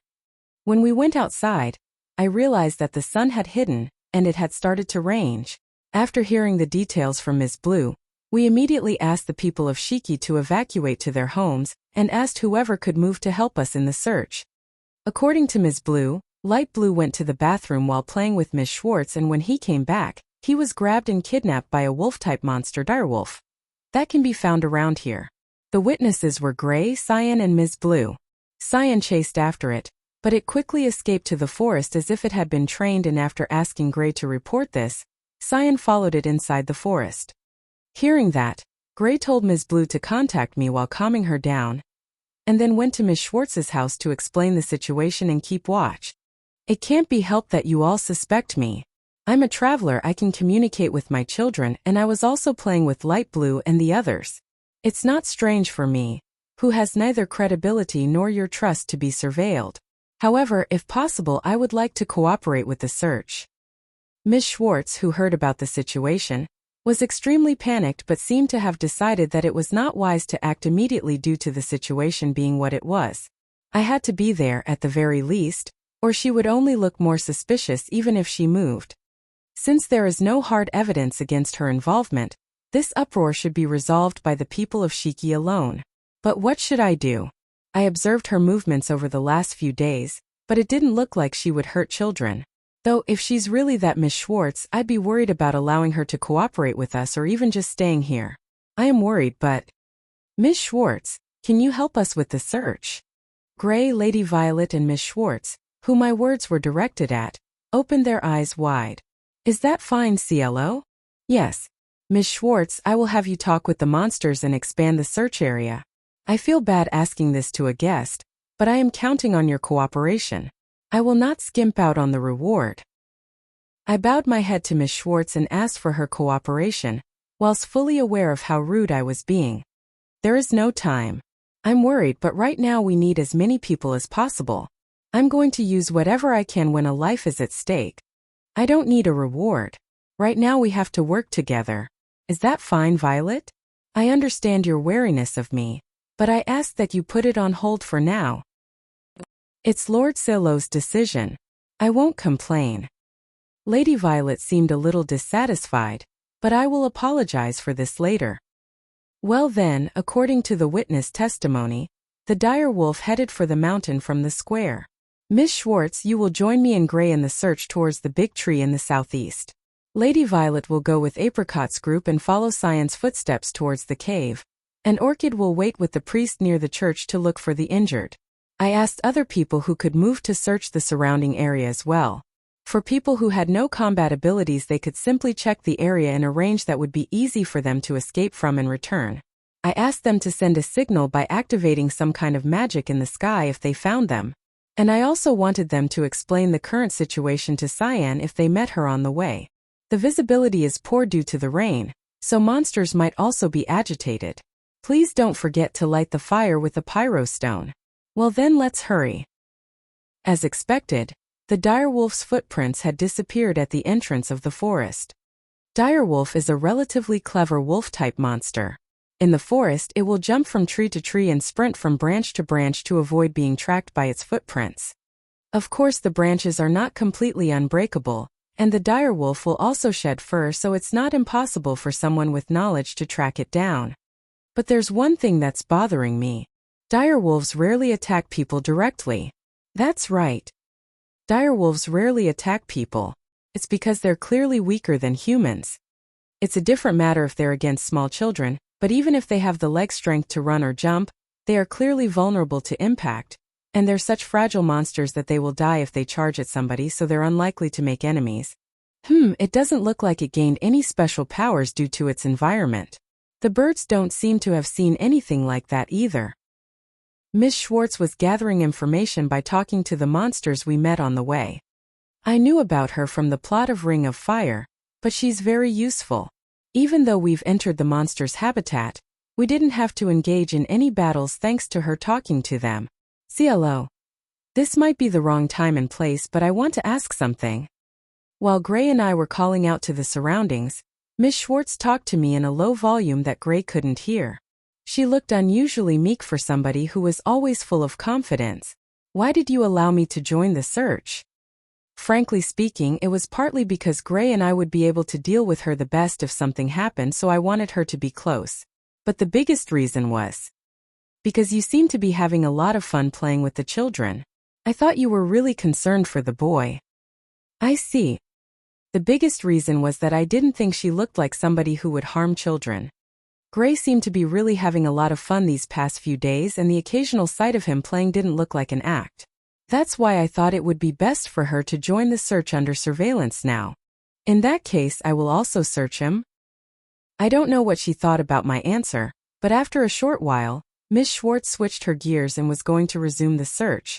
However, perhaps having sensed something, she turned her attention to a slightly different direction than the one we were heading towards. What's wrong?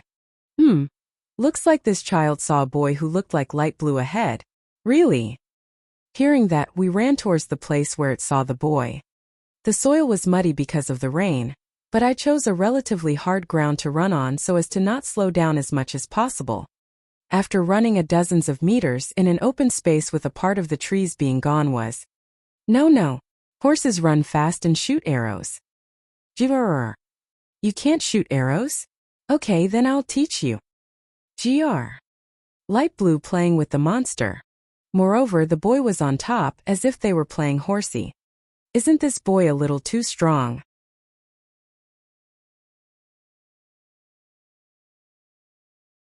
Chapter 18. Strange feeling. The horse wanted to play with me, so I gave it some food and played with it. On our way back to Shiki, Light Blue explained the series of events, oh so innocently. There was no indication that this kid was abducted or attacked whatsoever, but his only response to the direwolf that carried him by the scruff of his neck was, "It wants to play with me." I suppose I should call it a child's intuition instead. Incidentally, he keeps calling the monster horse because, a horse takes you anywhere when you feed it, right? Said he. I think I should have Ms. Blue explain to him from scratch the danger posed by monsters. Ms. Schwartz conversed with the direwolf that abducted Light Blue and had it returned to its pack in the forest. On our way back, Gray released the signal that Light Blue had been found safe and sound, and upon regrouping with the other search parties, we ensured that everyone was unharmed before returning to Shiki. Mommy! I suppose she knew that we were returning with him owing to the signal, for Ms. Blue stood at the entrance to the forest along with other children, and upon seeing us emerge, they rushed to us and Ms. Blue wept tears as she hugged Light Blue. While the embraced Light Blue had no idea what was happening and looked completely baffled, the townspeople heaved a sigh of relief at witnessing the reunion of the parent with child, and considered the problem resolved. You okay, Mommy? You said you won't step out in the rain because the face lotion you secretly apply will come off? Child, stop. Ms. Blue, drained of all tears, looked at her child and grinned, and quietly bonked him on his head. Well, even if the situation with the direwolf this time was out of his hand, I guess that much was still within the scope of discipline, so I decided to turn a blind eye. Everyone around had a wry smile on their faces, and I'm sure they will pretend it never happened by tomorrow. What about injuries? Are you hurt anywhere? What about a gash from the direwolf's fangs? Or scratches you got from wading through trees? Listen, you shouldn't hide any injuries from a doctor. Small bruises can turn into scars later. So you better show me all your injuries. Come on, hurry. Hey Ivory, chill out. How could I? This is an isolated case. Of course, I must use the opportunity to observe and commit all details to memory. The deviant Dr. Ivory tried to get close to the patient while her breathing was ragged. I can understand that she's worried about his well-being as a doctor, but panting that hard only makes her look suspicious. That said, Light Blue has already received some simple healing, but should he need further treatment, we have no choice but to rely on this doctor. Well then, I shall take my leave first. Rain doesn't agree with my hair. I need to get into the bath as soon as possible. Okay, thanks for today. We found him quickly thanks to you. I'll visit you with the reward later. Never mind that. Moreover, I was planning on leaving tomorrow, so if you insist on a reward, then just welcome me when I stop by again. Miss Schwartz looked at the reunited family with a smile on her face and made to get back to the inn. Had it not been for her help, we may have not found him in time. Not to mention, she's only shown good intentions this past week, and even now, she turned down the reward and showed consideration towards us by promising to visit in the future. So, I wonder if she is a good person after all. My clothes are also wet and a nuisance. Alright, I'm gonna have it washed anyway, might as well strip now. If you try to strip here, I'm sorry to say this, but I'll have to restrain you before you pull it off. Are you saying you don't want to see the beautiful artwork that is my body? Didn't you say that an artwork is appreciated more when it's seen less? Oh, correction. She may be a good person, but the fact remains that she's a pervert. Miss Schwartz uttered, just kidding, which could be either a lie or truth, and walked back to the inn. Lord CLO. And as I saw her disappear from view, Gray addressed me in a hushed manner. Away from prying ears, when everyone's focus was away from us, I and Gray began discussing the most concerning problem of all. Yeah, I know. How this whole thing came about, right? Yes. There are no records of direwolves ever attacking humans in Shiki. Without intention to eat or harm, I'm sure there's been no instance when monsters abducted a human just to play with them. Looks like this one strayed from its pack and was starving as a result. It had full intention of devouring him, but the snacks that Light Blue coincidentally had on him was enough to fill its belly, so it went along with what the boy wanted. Is what Ms. Schwartz said. Turns out it was true that Light Blue had some snacks on him, and as long as I can't affirm or deny her claim, all I could say is that it may be so. I can't let my guard down. Even if this whole incident may have been an accident or something caused by the monster's change in habitat, I need to be more vigilant. Huh. What is it? That's weird. Why do I feel like something's off? Feeling relieved after seeing everyone here safe and sound, a strange feeling washed over me as I was thinking of ways to strengthen the security. Lady Violet was nowhere. She could still be looking for Light Blue because she was yet unfamiliar with the lay of the land or through a strong sense of responsibility. No, then why do I not even see Apricot, who was with her? Did they not notice the signal from Gray due to the rain? But he's signaled multiple times and is still doing so. She should realize that we've returned to Shiki by now. Is she circling the perimeter of the forest to steer clear of monsters? And is on her way back? Yes, I'm sure that's it. I would be troubled if not. Guess that means Lady Violet. That can only mean something happened to Lady Violet.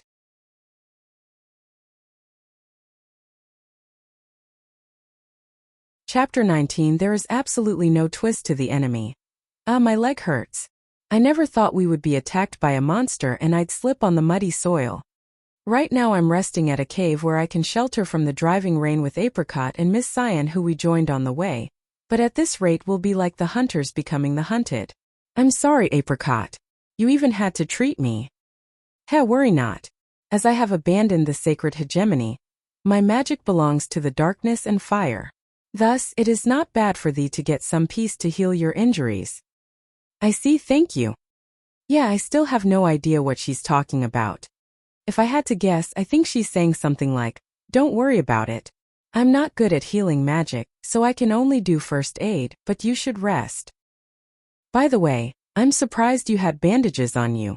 Did you keep them in the pocket of your robe? No, those are the ones I was wearing. No, never mind. There is no way to know when my kin shall need them. They were merely a seal for Evil Gate. A mere fragment of its power. I see. I wonder what's Evil Gate? I'll try asking Lord CLO if we can safely overcome this situation. If I can stay unscathed, that is. We were attacked by the same wolf-type monster as the wolf that kidnapped the boy, but it was Fenrir, a monster that's rarely seen around here. With a total length of more than 2 meters, it can attenuate magical attacks and its strong body can kill a heavily armored soldier with a single blow. That hurts. I carelessly provoked it and it recognized us as its enemies, so it'll come after us eventually. I'm sorry, Miss Cyan, you had to protect me. It's fine, don't worry. You were attacked suddenly after all. You can't think about that all the time. By nature, Fenrir is a monster that won't attack unless you attack it first or violate its territory. Nevertheless, the Fenrir that appeared before us attacked us out of nowhere. A question arose as to why it did so. However, I had no time to ponder about it, because Miss Cyan drew its attention by punching it, and Apricot and I, who were relatively accustomed to magic and combat, bought time to let others escape. We tried to escape when it was somewhat wounded and frightened, but I slipped on the soil and fell down. Just as Fenrir tried to attack me, Miss Cyan protected me and was lightly wounded. I was honestly surprised that Miss Cyan swung her fist to counter and blinded Fenrir's eyes. Thanks to that, Fenrir ran away. I hope Kaki and the others returned to Shiki and reported the situation. There was a signal that CLO's group returned to Shiki too, so I hope they evacuated. Miss Cyan, is it the wound you got from protecting me? It's fine, it's fine. I just felt a bit uncomfortable because I'm not a good healer. Thanks for your concern, Io. The person herself was insisting that she was fine, but the bandages I could see from the slit of the tear in her habit were slightly red. The wound was closed now because of the healing magic that she said she was bad at, but it was obvious it hurt when she moved. More importantly, it's time to move. There's a chance it'll sniff us out. We certainly can't afford to rest like this. It's not a good idea to move carelessly either, but Fenrir has a good sense of smell. Apricot is using space preservation and presence concealment, but those are only effective within a certain range. After all, if Fenrir is lured by the smell of my or Miss Cyan's blood and finds us in a deadened cave like this, we won't be able to escape. Then I will be going first. Miss Cyan and Lady Violet, please follow after me. You're right. That's better than us, the injured, taking the lead. Sorry. I will be counting on you. I am angry at myself. Even though I've learned the ropes of combat at the academy and from the tutors, I was no use in practice. Even now, I've entrusted the leadership to Apricot, who's younger than me. What good is a noble if they become a hindrance in dangerous situations like this? If I hadn't slipped, we might have been able to escape. Miss Cyan might not have had to get injured. If I'd been knowledgeable with the terrain, it might have been possible for us three to subdue Fenrir. I have to discard thoughts about what might have happened, but I can't help being reminded of. You really don't look at people. Are you not aware that your actions are nothing but a nuisance? Your conduct is too much. I can't love the selfish you. Stop. Don't think about it. Those words don't matter anymore. Leave self-reflection for later. For now, just be happy that you're alive. Keep thinking about how to escape from this situation. Ignore the Count's words. Don't think about His Majesty's words either. Don't mind the words of Knight Commander's son. His Majesty's words don't matter right now. Right now you have to improve the situation even if by a little. Io, what is this? Miss Cyan? What's wrong sudden? Miss Cyan? Apricot. What's wrong all of sudden?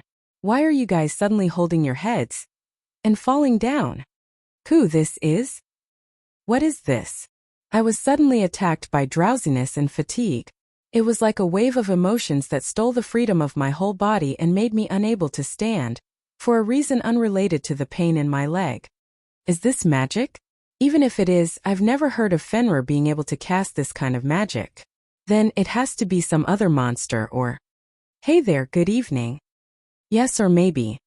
If the usage of this magic was unrelated to the monster, if it was used by the person who appeared in front of us right now and is standing at the entrance of the cave, it's nothing but clear evidence of malice.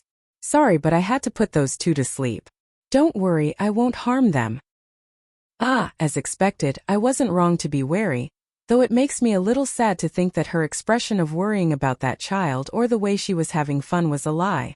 The one standing there was. Well then, I will kill you as requested, Violet. Standing behind one-eyed Fenrir was Schwartz. Author's note. Apricot. A 14YO delusional edgelord with real abilities. She's bandaged even though she's not injured and is wearing a witch-like robe and a big hat. Her eye patch, sealed right eye, makes her totally blind so she doesn't use it outside. This time she was wearing a robe in rain so she had to struggle after it absorbed all the rain. But she still won't take it off.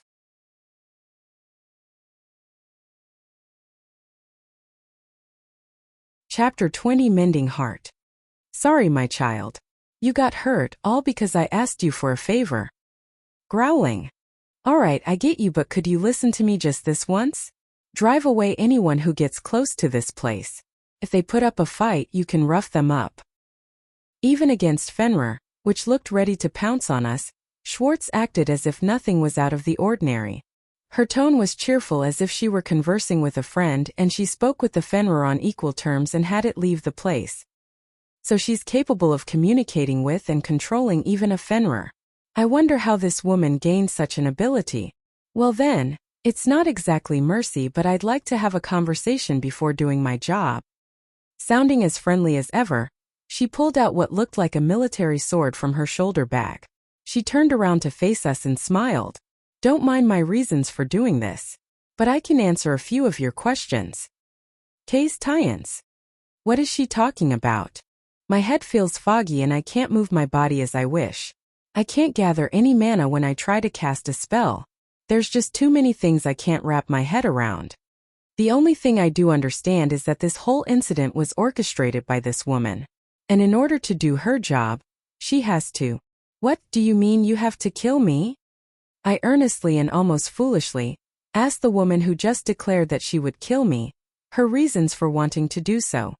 I didn't care if she told the truth. However, I wanted to learn from her reaction what her reasons were for putting together this little play. Be it through scorn or lies or a bargain, I would use anything to try to understand the situation, even if just a little. I can give you a straight answer to that. However, this woman answered me honestly. I really didn't want to hear the truth. I was told as such. That Violet Hartfield was a woman unbefitting of being part of an ex-ducal house. Before she adds on to her disgrace, eliminate her quickly. I see. Was it father, mother, father's secretary, a classmate who I'd harmed, enemy of the Valentine family, my guardian, or His Highness? I'd rather it be anyone but His Highness. I thought to myself and slowly realized the weight of those words. Unneeded. In the end, I guess it didn't matter. This past month, no matter how hard I tried to mend things or continued to do my best without denying my past as Lord CLO had suggested, I'd already been declared as having fallen too far from grace. At the very least, I was determined to be such a menace that they had to send an assassin after me. Ha ha, what a joke. So I'm going to cause trouble for people around me to the bitter end. So even here, I brought about nothing but misfortune.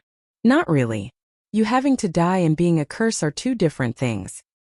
You dare speak when you had a monster attack a child and had it lure him into the forest just so you could kill me. I tried my best to put on a brave front, as I forced my limp leg to move. I stood up to put myself in front of Cyan and Apricot, shielding them from Schwartz. They need to be safe. I need to save them. Maybe then even the likes of me, at least in the end, would. I was against that too. However, Schwartz's response was different from what I was expecting. The client, who expressed interest in my children, wanted one of them, so I had one follow him.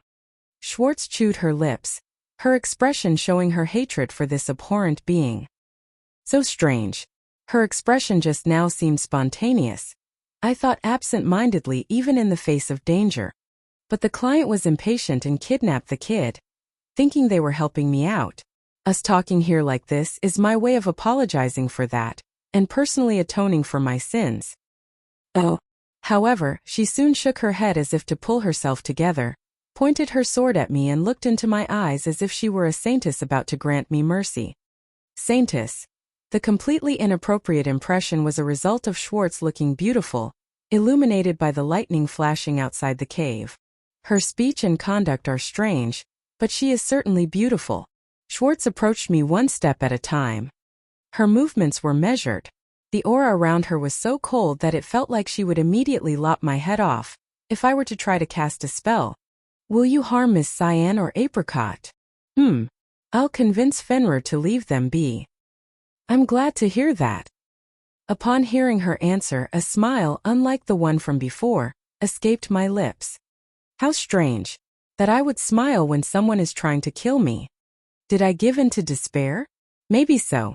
But the thought that no one would end up losing their life after becoming involved with the likes of me gave me some solace. But this kind of thinking might make Lord CLO angry with me. Please don't deny the part of yourself that fell in love with someone, and always put her best foot forward. Lord CLO accepted me and said that I should be proud of myself. We never got to do anything remotely romantic. Would he mourn me if I died?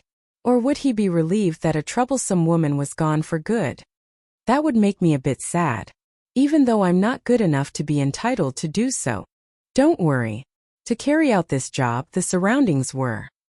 And when the sword was just shy of my skin. Oh. A shadow appeared behind Schwartz. The moment she became aware of the presence behind, Schwartz ducked and a fist swung from the side at the spot her head had been a few seconds ago. The shadow lost no time to cast a spell and set fire under her feet, which had Schwartz leaping to the side to put some distance between them, but she soon flipped over and quickly regained her balance. The shadow put itself between me and Schwartz, and stepped forward, shielding me. Oh. Who? The back looked familiar. Though he was shorter than His Highness, strangely enough, his back felt much bigger. The very unaristocratic man that I was growing used to seeing. Good evening. It's been a while. Standing there. Well, I'm in no mood to listen to your excuses, Miss Schwartz. Was Lord CLO.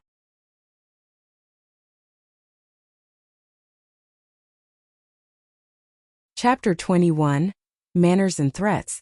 Lavender. I'm sorry, Lady Violet. I'm late. Lord CLO, who appeared while protecting me with his body, called out to me without letting his guard down. He was wet and muddy from the rain. The well-tailored clothes he usually wore were dirty, and his fist was stained with red blood. Lord CLO blood. Please don't worry, this is Fenrir's blood. It resisted, so I had to get a little rough. Fenrir's blood? Does that mean that he defeated a Fenrir? Lord CLO is barely average when it comes to magic. For him to defeat Fenrir, did Grey or the priest assist him? If that's the case, it's strange that there's nobody else nearby except for Lord CLO. Ha ha ha ha. Now that's a surprise. Who would have thought I'd allow you to get this close? I had some information about you, but I didn't think you would be this good. You flatter me. My humble self is overjoyed to be praised by the Empire's Fairy. The Empire's Fairy? Is that Schwartz's alias? I don't know what it means, but she's probably somebody who's known more by her nickname than her actual name. Fufu, so you knew about me. But it's strange. I was pretty careful, hiding my own face while receiving requests. At the very least, I received this request with a name that couldn't have been connected to that alias. Where did you find out about it? Bathump. Even though the target of her hostility wasn't me, her words and gaze held enough murderous intent to make me stiffen up. My heavy body trembled. Even though I was fine until now, I could clearly feel genuine fear just by having her serious killing intent directed towards me. My sources are a secret. After all, you wouldn't believe me even if I told you. However, Lord CLO ignored her murderous intent and cold voice and answered with a somewhat relaxed voice and expression. Just what kind of life has he experienced to be able to stay relaxed like that in this situation? I heard that you were abnormal Cagliostro, but as expected, you don't seem to be an ordinary lecher. Wait a minute. Why is that nickname going around? Now he started panicking. Well, that's because you and this nickname are synonymous. Coo. As soon as she stopped talking, Schwartz threw the sword in her hand towards me as if it was a throwing tool. At the same time, she took out several knives that she had probably hidden inside her clothes and sent them out towards me. Phew! Lord CLO. He grabbed the sword and flicked the knives away so that they wouldn't hit me or Miss Cyan, who had collapsed on the ground, but suddenly Lord CLO's face distorted. That's strange. Lord CLO fended away all of is that a knife dyed in black. A knife dyed in black to get rid of the reflection was stuck in Lord CLO's left arm. Good grief. Nothing worse than a well-prepared assassin. I'm extremely delighted to be praised by you. After laughing at those words, Lord CLO dropped the sword he was gripping in his left hand on the ground and quietly asked me to take a step back. But you see, just this much doesn't count as a wound. Lord CLO took a small breath, strongly put his right foot forward and slammed it against the ground. Stomp! Schwartz, who looked astonished for a second, lost her balance from Lord CLO's single movement that destroyed the ground of the cave and created a crack, but she jumped backwards and took distance. Even while jumping back, she threw multiple knives and took a stance again without showing any weakness. In the hands of Schwartz, who had taken the stance, was another sword which she had taken out since who knows when. Miss Schwartz, are you willing to withdraw? If you leave Shiki quietly, I will forget everything, including the previous incident. Lord CLO suggested without letting his guard down. If anything, Lord CLO was at a disadvantage because he had to protect me and Miss Cyan. I haven't seen the limits of Lord CLO's physical abilities, but the same can be said for Schwartz too. And looking at the situation, neither of them will come out unscathed if they continue to fight. I can't do that. Once I've taken up the request, it's my duty to fulfill it to the end. However, Schwartz rejected his suggestion without changing her stance. I don't know what kind of position she's in, but there's no way she would accept that kind of a request. Even as I've fallen this much, there's still somebody who would commission my death. I doubt that kind of a client would let it go if she turned back without doing anything. That's right. I'm her target, so if I... Besides, even if I die, my children won't let Violet. Schwartz. The voice that interrupted Schwartz's words was the coldest I'd have heard until now, and it also pierced my ears deeply. And the moment his opponent shut up, Lord CLO continued speaking, as if speaking about something that was natural for him to know. How's Weiss? Schwartz's breath and movements stopped for a moment, stopping her legs that were about to move on the spot. Her ever-present relaxed expression disappeared. She opened her eyes wide and started sweating, as if her secret that had no chances of being found out had been unveiled. Weiss, who could that be? Looking at Schwartz's expression, It couldn't have been somebody unrelated to her. Why do you know that name? Of course I know. One step. Lord CLO approached Schwartz. Even though she was wary of his movements, she trembled and couldn't react the way she did until now. You like children because they remind you of your younger brothers from the orphanage. The one the most precious to you is Weiss, your blood-related younger brother. 2 steps. Lord CLO was approaching her calmly, without smiling. I also know about your precious handkerchief that you always have with you. If you like, I could even tell you the color of the thread used to embroider that handkerchief. Weiss sewed it for you on your birthday, right? 3 steps. As if saying that he knew all about her. That there was no point to keeping it a secret. Believe it or not, I have friends too. If something happens to me, they will be notified. And what do you think would happen to the orphanage Weiss is in then? 4 steps. He walked up to her closely and grabbed the neck of Schwartz, who still hadn't managed to grasp the situation, with his right hand. After lightly pushing her upwards and forcing her to meet his gaze, Lord CLO continued speaking, as if trying to persuade her. Listen, Schwartz. I know who your client is. And I even have that woman restrained. Do you understand what I want to say? It all depends on you, he implied. After giving her a choice, he gave an order that didn't accept any opinions. If Weiss is important to you, leave this place quietly right this instant. If you don't, I'll kill you, Lord CLO declared.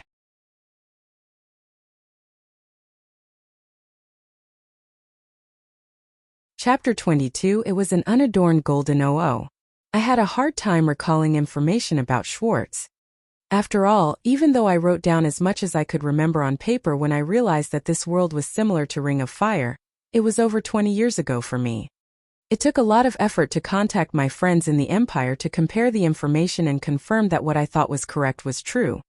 That being said, I was able to save Lady Violet from danger this time thanks to that, so I'll consider it a good thing. When I mentioned her client's name, Miss Schwartz, who had her neck tightened, swore to leave quietly. Frankly speaking, I might have placed my life in constant danger from now on by letting somebody who became an assassin to save the orphanage she grew up in leave, but I negotiated with her to have my safety guaranteed. The terms of the negotiation was simply, abandon the request and don't lay a hand on the residents of Shiki. In turn, we also won't lay a hand on the orphanage. In addition, I ended up paying money for a contract that she wouldn't touch me. Cyan and Apricot are.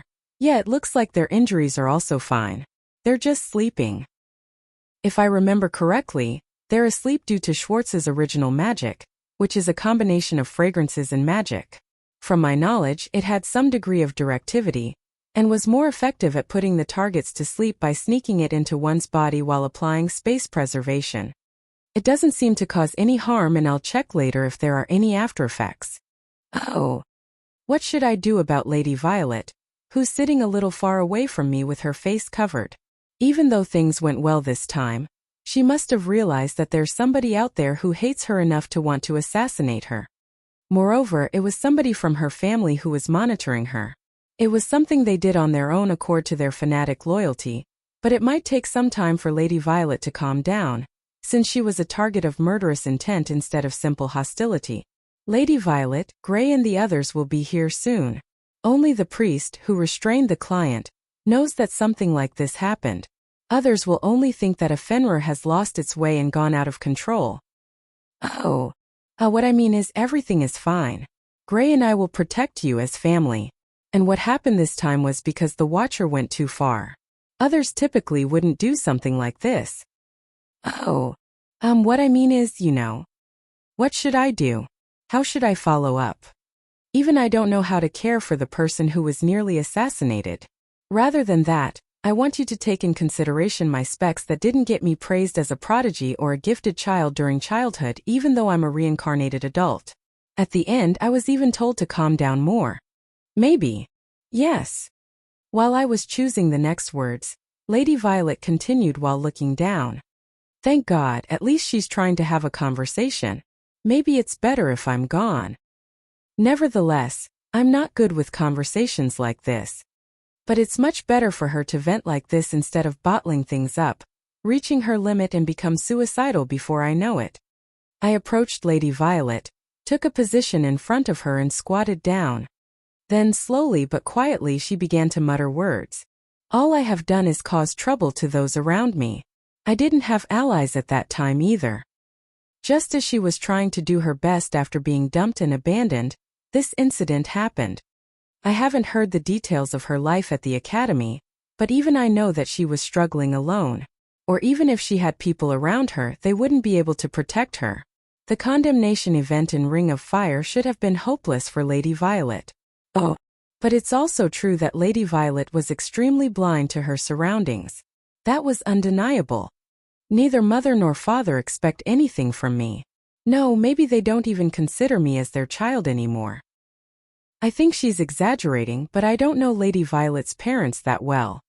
I feel like if I told her that she's wrong even though I don't know anything about her parents, it would make it worse. She probably wouldn't want me to say that either. Lord CLO. Yes. Lady Violet, who was talking while looking down, raised her head and looked at me. What should I do? I don't know what to do anymore.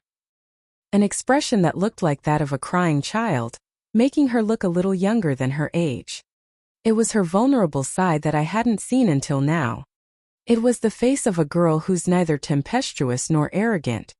Seeing her like this greatly destroyed the image I had of her until now. As rain was pouring outside the cave, but her weak voice was painfully clear in my ears. Then, following a flash of light outside, the sound of thunder echoed through the cave with a little delay. Thanks to that, I was able to search for the words after a few seconds and found the words I wanted to say. I took a small breath and prepared myself. Lady Violet. Her shoulders flinched for a second at my words. Lady Violet right now was fully dominated by negative emotions. Rather than being aggressive, her heart was so weakened, she found everything the other person did scary.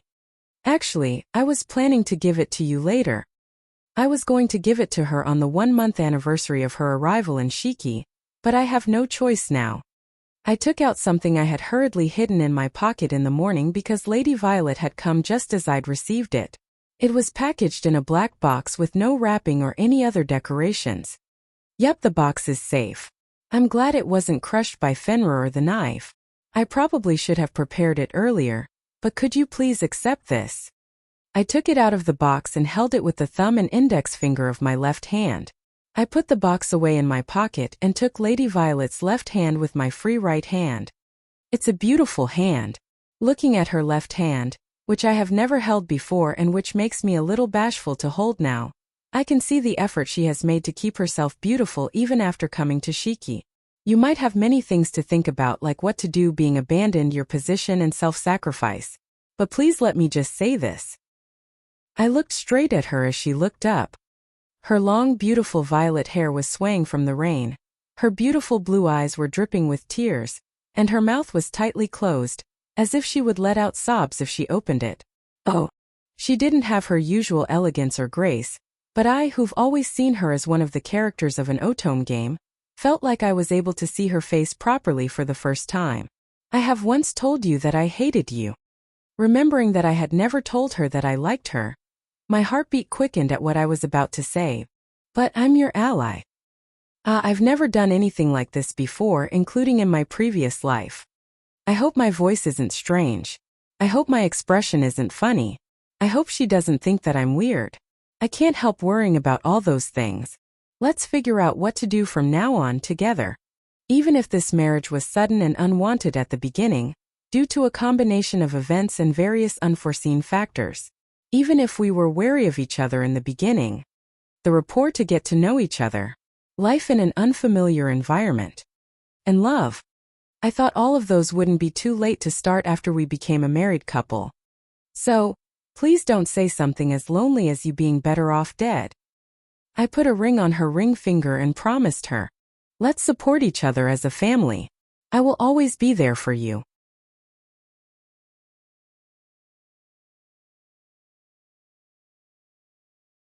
Chapter 23, The Soggy Lavender, Navy and Peach Run a Temperature. You're really fine with me. Yes, I am. Gazing at the gold ring on her left hand, Lady Violet ascertained, with her eyes teary and voice shaking. In response to her query, I continued to hold her left hand and maintain the smile on my face as I answered her. I got a little carried away, but my words were a reflection of my true feelings. I've never held a favorable view towards marriage. Even this marriage, I considered it part of the Otome game and an unavoidable sequence of events, hence I never gave much thought to how to lead a married life. Being a couple just on paper wasn't exactly what I had in mind, but given that we did end up together, I thought the least we could do was get along. That was my line of thought. However, seeing Lady Violet cry made me want to stay by her side for some reason. Thank you. Thank you very much. So, I'm not alone. No, you're not. I'm by your side. Her tears now didn't look sad like they did earlier but showed relief and happiness, as if it would make her happy if my words were true. It's alright if she sheds tears till she's drained of them, and I'd be grateful if it somehow ends up comforting me as well. But, in this kind of situation... Ho-ho! I heard a voice. A female voice. A voice often heard in Shiki, so excitable that one would imagine the owner to be calm and composed only during prayer, one belonging to a woman a year younger than me. That's strange. She's supposed to be asleep. I see. Then this must be an auditory hallucination. There's no other explanation. Truly none. I can't sense any movements from behind me. 3. Miss Sai, I just saw a confession for the first time ever. Oh, but Lord CLO and Lady Violet are married. What do you call it then? Of course it's what they call conjugal relations, Kati. Naturally they'll engage in a joint activity later tonight. Joint? That makes sense. They are a couple, no, a family. Yes, it's because they are family. How long have you two been awake? I wasn't hearing things after all. Not just Cyan but even Apricot had come to. How long, just how long have they been listening? How much of our conversation did they hear?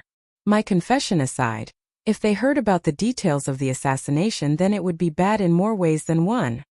The thunderbolt earlier woke me up. Same here. That's when I confessed.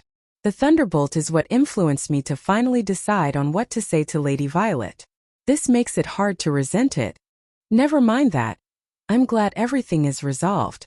The fact that Zelos here must mean the Fenrir has been taken care of? Well, Gray should have put it to sleep and captured it by now. Everything's settled then. Besides, Io's been on the edge lately. I'm happy if your words gave her some relief. Shit, she's usually an oddball but she's sharp at the weirdest of times. She doesn't seem in need of urgent care. I wonder if I could just leave her here. But she's probably the one who injured one of Fenrir's eyes, and if not for that, it may have taken me longer to get here. Would it be awful of me to not be grateful to her for that? This whole thing must have also scared Apricot. Also, I fought with the Fenrir too, so you better take good care of me. I'm but a poor, delicate girl. Stop calling yourself a girl when you're a grown-ass adult. Besides, I'm sure you're the one who gouged out Fenrir's eye. What's so delicate about you? My head. That's nothing to brag about. I'm certain she's doing all this on purpose, including her delicate girl quip. Fine, I'll do it. Once Lady Violet has cried her eyes out, I'll lend Cyan a shoulder. She probably needs some first aid too. It would also be a good idea to let the sopping wet apricot borrow the bath once we return. Come to think of it, the hot spring. Hold on. Oh. While I was thinking about what should be done with those two, I suddenly felt a tug on my sleeve from the direction Lady Violet was sitting. When I turned my attention towards the source, Lady Violet looked at me with fear etched on her face. You're leaving my side? Weren't you going to be my support? What's with that? Stop tugging my sleeve while looking up at me with teary eyes and speaking in that fragile voice. It's making me not want to leave your side, goddammit. It's alright really, Lady Violet. I'll stay by your side and I won't go anywhere. But you just tried to go to Miss Cyan. I did, but it's alright. Please don't sound so forlorn. She's in a very fragile state of mind right now.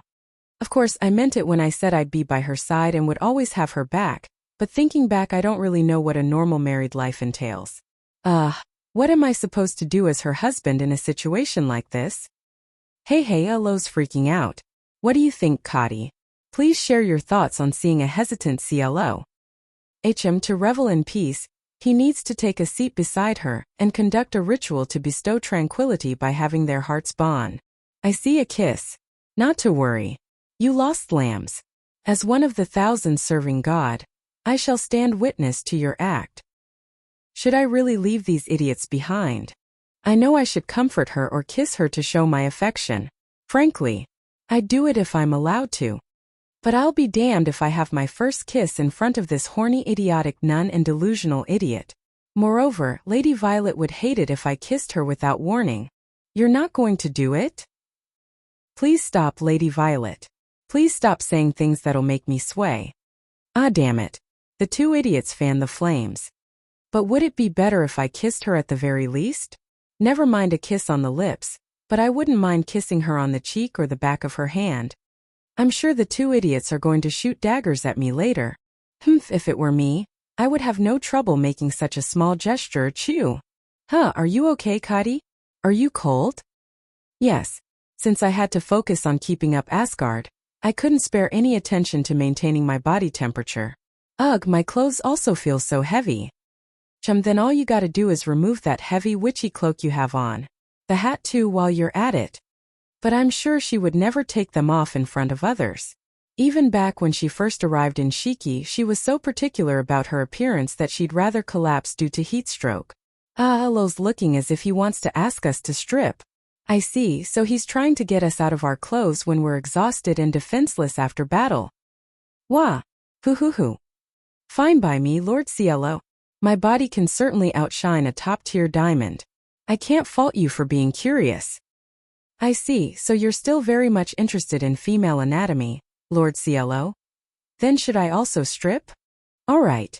Cielo, you take your clothes off too. Even a crime isn't that scary when everyone does it together. Let's go.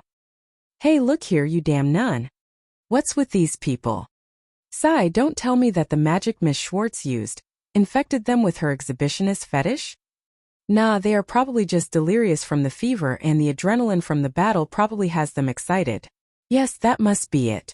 Though I don't know much about how adrenaline works. Lord Cielo, do you intend to give me 3 moms? The voice came from the entrance of the cave. The rain had stopped before we knew it, and with the moonlight drawing a silhouette around him, stood Gray, looking at me very coldly. Space preservation magic or Asgard. A name Apricot arbitrarily gave the spell. It isn't usually called that.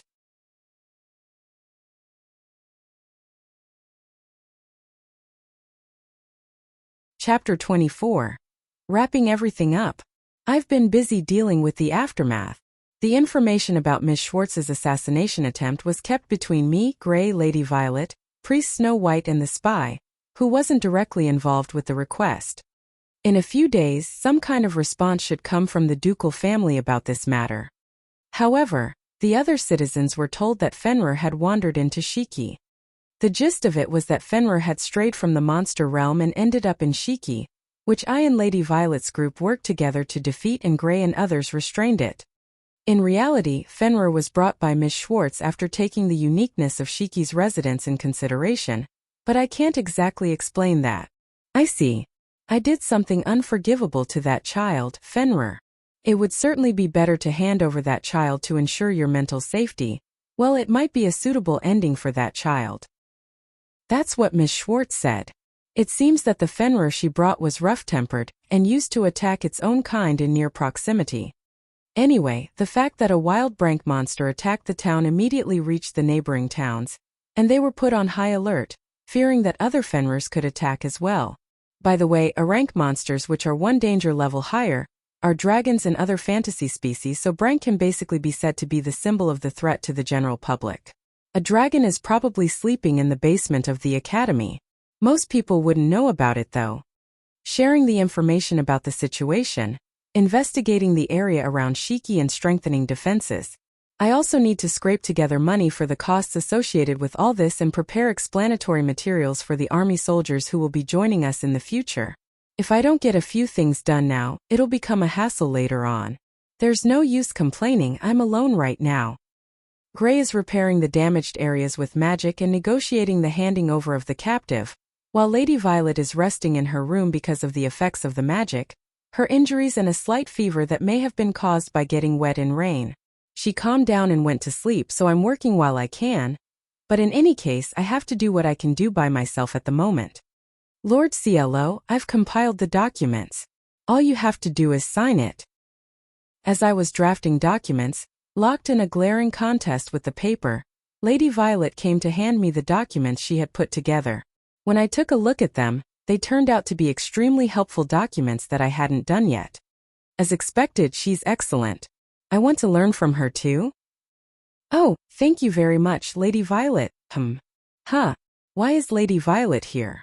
Oh, I see. She's here to help me. I'm very grateful. Wait, why are you here? You need to sleep. I dropped the documents I was about to accept and stood up vigorously. She should have been sleeping quietly just a few hours ago. Why is she working now? Did the person who was keeping watch over you come here so you forced yourself to get up? No, that person was originally planning to leave this place in a month. Besides, they don't seem to be paying much attention to me because of yesterday's commotion.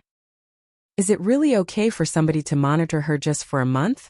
It's definitely not good for multiple people to be here all the time, but I was convinced that 1 or 2 people were supposed to be watching her in secret. But then why is Lady Violet here? I'm only here because, well, there's something I want to confirm. Something you want to confirm? Miss Violet's face was faintly dyed red and she seemed reluctant to speak. Her face didn't seem to be red from fever. Maybe she's embarrassed. It's about what happened yesterday. I remember up to the point when you handed me the ring, but my memory is fuzzy after that. Thinking back to yesterday, not only did I see her in a vulnerable state, I even saw her crying. It must have been unbearably embarrassing for her. Yeah, I get it, since she was out of control and kept doing things she'd never do usually, like trying to take off her clothes, demanding a kiss and a piggyback. Well, she did take off her clothes on the first day of our meeting, so I can't really comment much about it, but that was due to her desperation, so it doesn't count. By the way, as it turned out, all of them, including Cyan and Apricot, seemed to have been acting crazy because of the fever, though I think it was normal behavior for those two. Though it was probably not just due to the fever, but also the unknown magic. I have been wondering if whatever happened yesterday was my delusion, that I accepted the ring in my delusion, and that it was a ring that I made myself and put it on myself. Isn't that too sad? If it was true, she would have had serious mental problems. But I see. So you thought it was a dream? No. I remember your words, Lord CLO. I'm on your side, so let's support each other as a family. You're the one I want, that's what you said. Stop. Don't remind me. I'm happy that she remembered it, but now that I'm not on midnight high anymore, it makes me want to cover my face with my hands. But I still can't help being anxious. I'm unsociable, can't see my surroundings, I'm arrogant and a paper airplane. Does this person understand what a paper airplane is? Amethyst Paper Airplane is a nickname from fans, albeit I doubt anybody from this world would call her that. I did call her that before though. Besides, Lady Violet might be talking about her faults, but I also have many bad qualities. What are you talking about? I also have a lot of bad qualities and nobody is perfect, right? However, if there is something you would like me to fix, I will try my best to fix it. So, Lady Violet seemed to be having a hard time saying the rest of the words. I wonder what comes after that, so? Will you please not abandon me? Yeah, for now that part is something I want fixed, so I'll have her fix it. Wouldn't I be just taking advantage of her weakened state and making her dependent on me at this rate? To start with, I don't mind if you leave me, Lady Violet. No, I owe you a debt of gratitude, Lord CLO. I could never. You are not my property. I'm not going to tell her to absolutely obey my orders just because I saved her or to stay by my side for the rest of her life. I won't be arrogant enough to say that I want to become a convenient and beloved existence for her just because I saved her once or twice. If you want to run away, you can do so. If you want to abandon me, you can do it, and if you want to be selfish, you can be selfish. I want to fall in love with Violet Hartfield with all of that included. And there's also the fact that originally I only saw Lady Violet as a game character. So I want to know. We probably both have qualities that we don't like in each other, but I want to live as a family with all of those included. I'm sorry. I made another mistake. It's fine. In fact, considering your usual work efficiency, if I don't lecture you at a time like this, I'll lose my position. It's okay to show more and more of your weaknesses. Lecture, you say? Foo-foo. Ah, she laughed. I'm glad. She had steeled herself and didn't laugh much, so I'd be happy if she could stay smiling. Anyway, as for the main reason why I came here. After clearing her throat, Lady Violet took my left hand. I don't think you've heard my reply yet. She looked straight at me again and gave me a soft smile. I might cause you many troubles, but I look forward to staying with you for a long time. I will also stay by your side, so let's support each other together. She replied in an unusually polite tone while touching my ring.